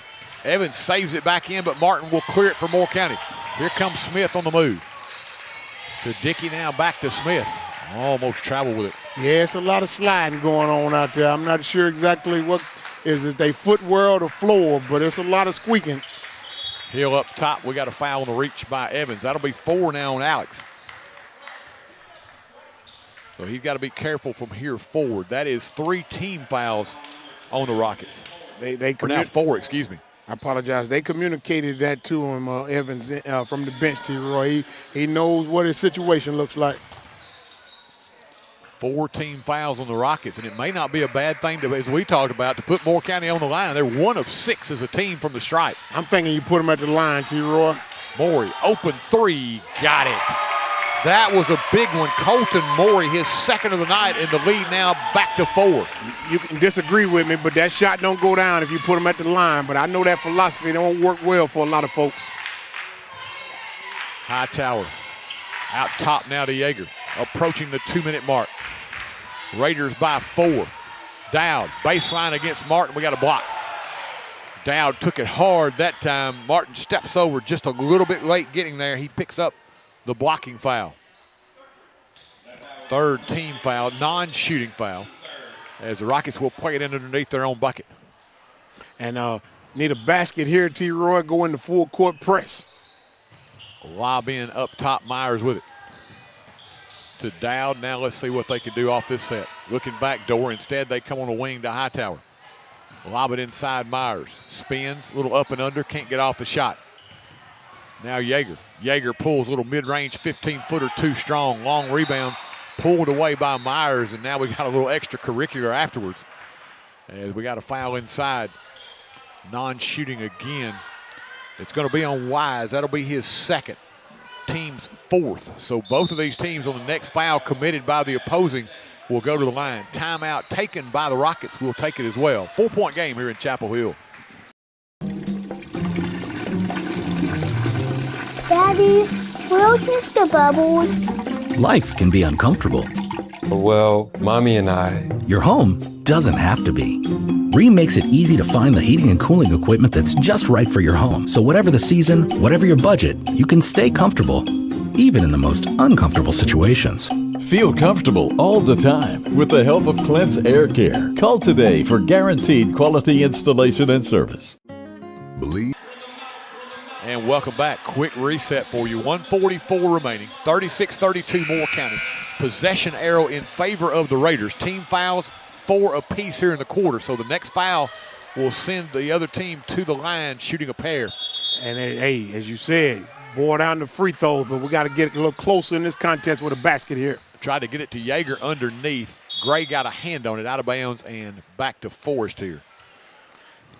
T-Roy, same thing I said about Moore County, the Raiders. I need the Rockets to strongly consider getting the ball into Dowd down low. Dowd gets it in the corner. Yeager with it now as Dowd will settle underneath.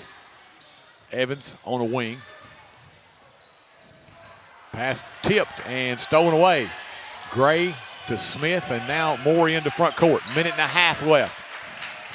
Moore County can be really patient here. No, they cannot. They finna get fouled, hopefully. Martin out top. He's going to hold. One dribble, picks it up now, needs some help. They'll take a timeout. Coach Brown takes a timeout with 1:12 remaining in a 4-point game. Believe in your fellow man. Believe in daddy-daughter dances, home-cooked meals, and bedtime stories. Believe in honesty and an honest day's work. Believe that love and faith make the world a better place. We do, because we believe in you. We're Farm Bureau Insurance, and we don't just believe in Tennessee. We believe in Tennesseans. Farm Bureau Insurance, Tennessee's insurance company. See your local agents, Scott Bond or Troy Cashin. Welcome back. Troy Cashin, Noble Mays here for TC Sports 1. Noble down the stretch. I think right now, if you're Coach Rumley, you're looking for who to foul that's in the contest right now. And I'm looking at who Moore County sends out here. You got Morey, Martin, Dickey, Hill, and Wise. Dickey hadn't been in the game much at all. Maybe if you're looking for somebody to foul, you foul him. I'm fouling number 5, Wiles, if he touched the ball. I hadn't seen him do much with it all day. Morey against Hightower. Man-to-man here for the Rockets. 1 minute remaining here in Chapel Hill. Hill against Evans, who's got the 4 personals. Bad pass, intercepted by Myers. Surprised him so much it almost hit him in the forehead. Bad turnover from Moore County. Now can the Rockets take advantage? Yeager gives way. Evans thought about it. Inside Dowd. Spins, little fall away. Got it. Got it back to him, and he delivered. Dowd with a dozen. Lead is 2. 30 seconds remaining. Morey into front court. There comes the trap, and once again, Moore County will take a timeout. We'll take it with them. Lead down to 2. 26 seconds left. If it's in your yard, it's not too hard for Tate. Tate Garvin at Garvin's Ground Control. Gravel driveways, landscaping, backhoe work, garden turning and lawn mowing, Garvin's Ground Control has got you covered. Quality workmanship and reasonable pricing make Garvin's Ground Control the heavyweight champion of ground control in the mid-state. He is the Ric Flair of lawn care, Mr. Tate Garvin. Give him a call, 931-703-7997. That's Garvin's Ground Control. He's a real big dude. There's always something new to try at Brooks Grocery. Sure, they've got all your everyday needs, the best meat department anywhere, and quality boar's head meats in the deli. But they've also got a great hot bar with a wide selection of steaming hot favorites, and they even have a selection of sushi. They sprinkle in brand new offerings and Brooks favorites like Jack's Trail Mix and a huge selection of tasty candies. All this with that special hometown touch. Find your next favorite food at Brooks Grocery. Noble, we're talking about strategy here down the stretch. For Moore County, that timeout, I think, from Coach Brown, he's telling them, hey, we can't have that turnover that we had in the prior possession. You've got a timeout left. If you get trapped, take the timeout. Don't throw it away. Morey against Hightower. Now, for the Rockets, when do you foul? Oh, pass stolen away by Evans. Hightower spins inside, hangs in the air, puts it up, no good. Down with a rebound. Battles between defenders, puts it up and in. Moore County gets it in quick. Here comes Hill. Hill all the way under, and Moore County's going to take their timeout. 3.1 seconds left. Dowd got us tied. Beautiful job by Josh inside. Now, in traffic. Here's the question, T-Roy. Now the question is, how much time will they put on the clock? Because as an old official, they got to put some time on the clock because that timeout was called before that. Now here's the other thing, Noble. The Rockets got a gift. Alex Evans fouled right here in the middle of the floor in front of us, no call. That could have sent Moore County to the line with about probably 5 or 6 seconds left. Instead, Moore County, as you say, they're going to put some time back on the clock here. We'll see what it ends up at. Because the foul come right somewhere around mid-court, T-Roy, so I might be wrong on the actual time because I didn't look up there, but they're going to owe them. It had 3.1. They're going to owe them close to 5 seconds. They're trying to get exactly how much time they're going to have left on here. If they I'm thinking maybe 3.8. They're trying to get down to 3.8 instead of 38, maybe. It was 3.1. I would have thought they would have been somewhere around 5 seconds. Five seconds, what I was thinking. I'm thinking somewhere around 5. Yeah, 5 seconds, what I was thinking. Now, but even if you've got 3, Noble, you have 0.3 is all it takes to basically get a shot off. You got to have more than that to shoot the basketball. 3.8 is what we're going to have left. You've got time. You don't have to touch it. You've still got time to dribble. I tell you what, it's going to hurt if they call a foul, so you can't put your hands on anybody. Yes, you cannot foul here. Hill to Morey. Fires away. Deep 3. Got it at the buzzer. Colton Morey from Steph Curry range. A fall away at the buzzer. And the Rockets will walk off with a win. They survived a Rocket comeback. Josh Dowd's bucket with 8 seconds left, tied it at 36. But Colton Morey with the final dagger here as the Rockets win their second of the year, 39-36. You have to ask yourself, did they know how much time was on the clock? Because they allowed the ball to be inbound, didn't put pressure on the receiving passer, and that certainly didn't put a lot of pressure on him shooting that 3 there, T-Roy. He was wide open out there. Noble, the only thing I thought Moore County had made the mistake because I really felt like Hill had an opportunity to get it up. Morey didn't have nearly, I didn't think, as good a look, but he made it count. And that was a deep 3 that he got at the buzzer. It was very deep, T-Roy, and you just had to be a little closer to him, put pressure. But I tell you what, rather than looking at it and focus on that, young man hit a big-time shot. He did. That was stepping up at the right time. Morey with the game winner, and the Raiders get out of here with a win, 39-36. Let's take one final commercial break. We'll be back to wrap it up here from Chapel Hill. Your one-stop shop to keep your auto running smoothly is J&J Automotive. From routine maintenance to brakes, front-end alignments, suspension work, oil changes or AC work, all the way to transmission replacements or engine swaps, J&J has got you covered. See Mr. Vince or Mr. Matt Jackson at their location at 1791 Highway 99 Chapel Hill, or give them a call at 931-364-5602. Keep your vehicle in tip-top shape at J&J Automotive. Whether you're looking to buy your dream home or sell your existing home, experience matters. You need a realtor versed in handling everything from a multiple offer situation to negotiating the best price for a seller. With 35 plus years of experience, you need Vicki Kane on your side to help navigate your way. She works with buyers and sellers in all price points in Middle Tennessee, and she'll use that experience to simplify the process and make it hassle-free for her clients. Give her a call at 931-580-5924. That's Vicki Kane with Buddy Tankersley Realty and Auction. And welcome back. His teammates mobbing Colton Morey, the man of the hour, as he hits the 3 at the buzzer and gives the Moore County Raiders a 39-36 win here over Forrest. Scoring summary, first of all, for the Raiders. Peyton Martin leads them in scoring with 13 tonight. Morey with 6, of course, the biggest 3 coming at the buzzer, the game winner. Jay Sparkman with 5. It was Brantley Hill with 5. Tristan Gray with 2. Gavin Wise with 2. And it was Tucker Smith with a single point tonight for the Raiders. On the other side of the ledger, 2 Rockets in double figures. Josh Dowd leading the way with 14. John Hightower with 10. It was Jean Astolfi with 6. Andrew Myers with 2. And Matthew Yeager with 2 tonight for the Rockets, who drop a tough one tonight. Your final here, 39-36. A little housekeeping before we go.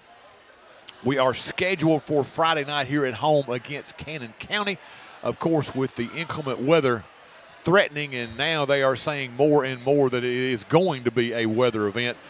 Chances of this one getting in are going down steadily here as the time passes by. So, contingency plan, if we do not play Friday night, the Cannon County game will be played as a makeup on January the 21st. That is a Tuesday. We will keep you updated here on TC Sports along the way. Check us out as we will have our Twitter feed, and on Facebook we'll keep you updated of the latest game announcements. Noble, any final thoughts? I know that's a heartbreaker for the young men there, but I tell you what, it'll be an opportunity to be able to go back and look at the conversation somewhere later on down the stretch. You can't always have one or two people to go to for offensive. So since they didn't have all their horses today, they'll be able to go back and be offensive-minded somewhere later on in this contest. That'll put a bow on it here as Moore County taking a couple here tonight. Ladies winning 59-44 in our opener. And in the nightcap, the Raiders taking the 39-36 victory. Until next time, for Mr. Noble Mays, for our production engineer, Mr. Jay Schilling, and our cameraman, Mr. Taylor Williams, this is Troy Cash, and have yourselves a great night, everyone. You have been watching Rocket Sports here on TC Sports 1. Good night, everybody.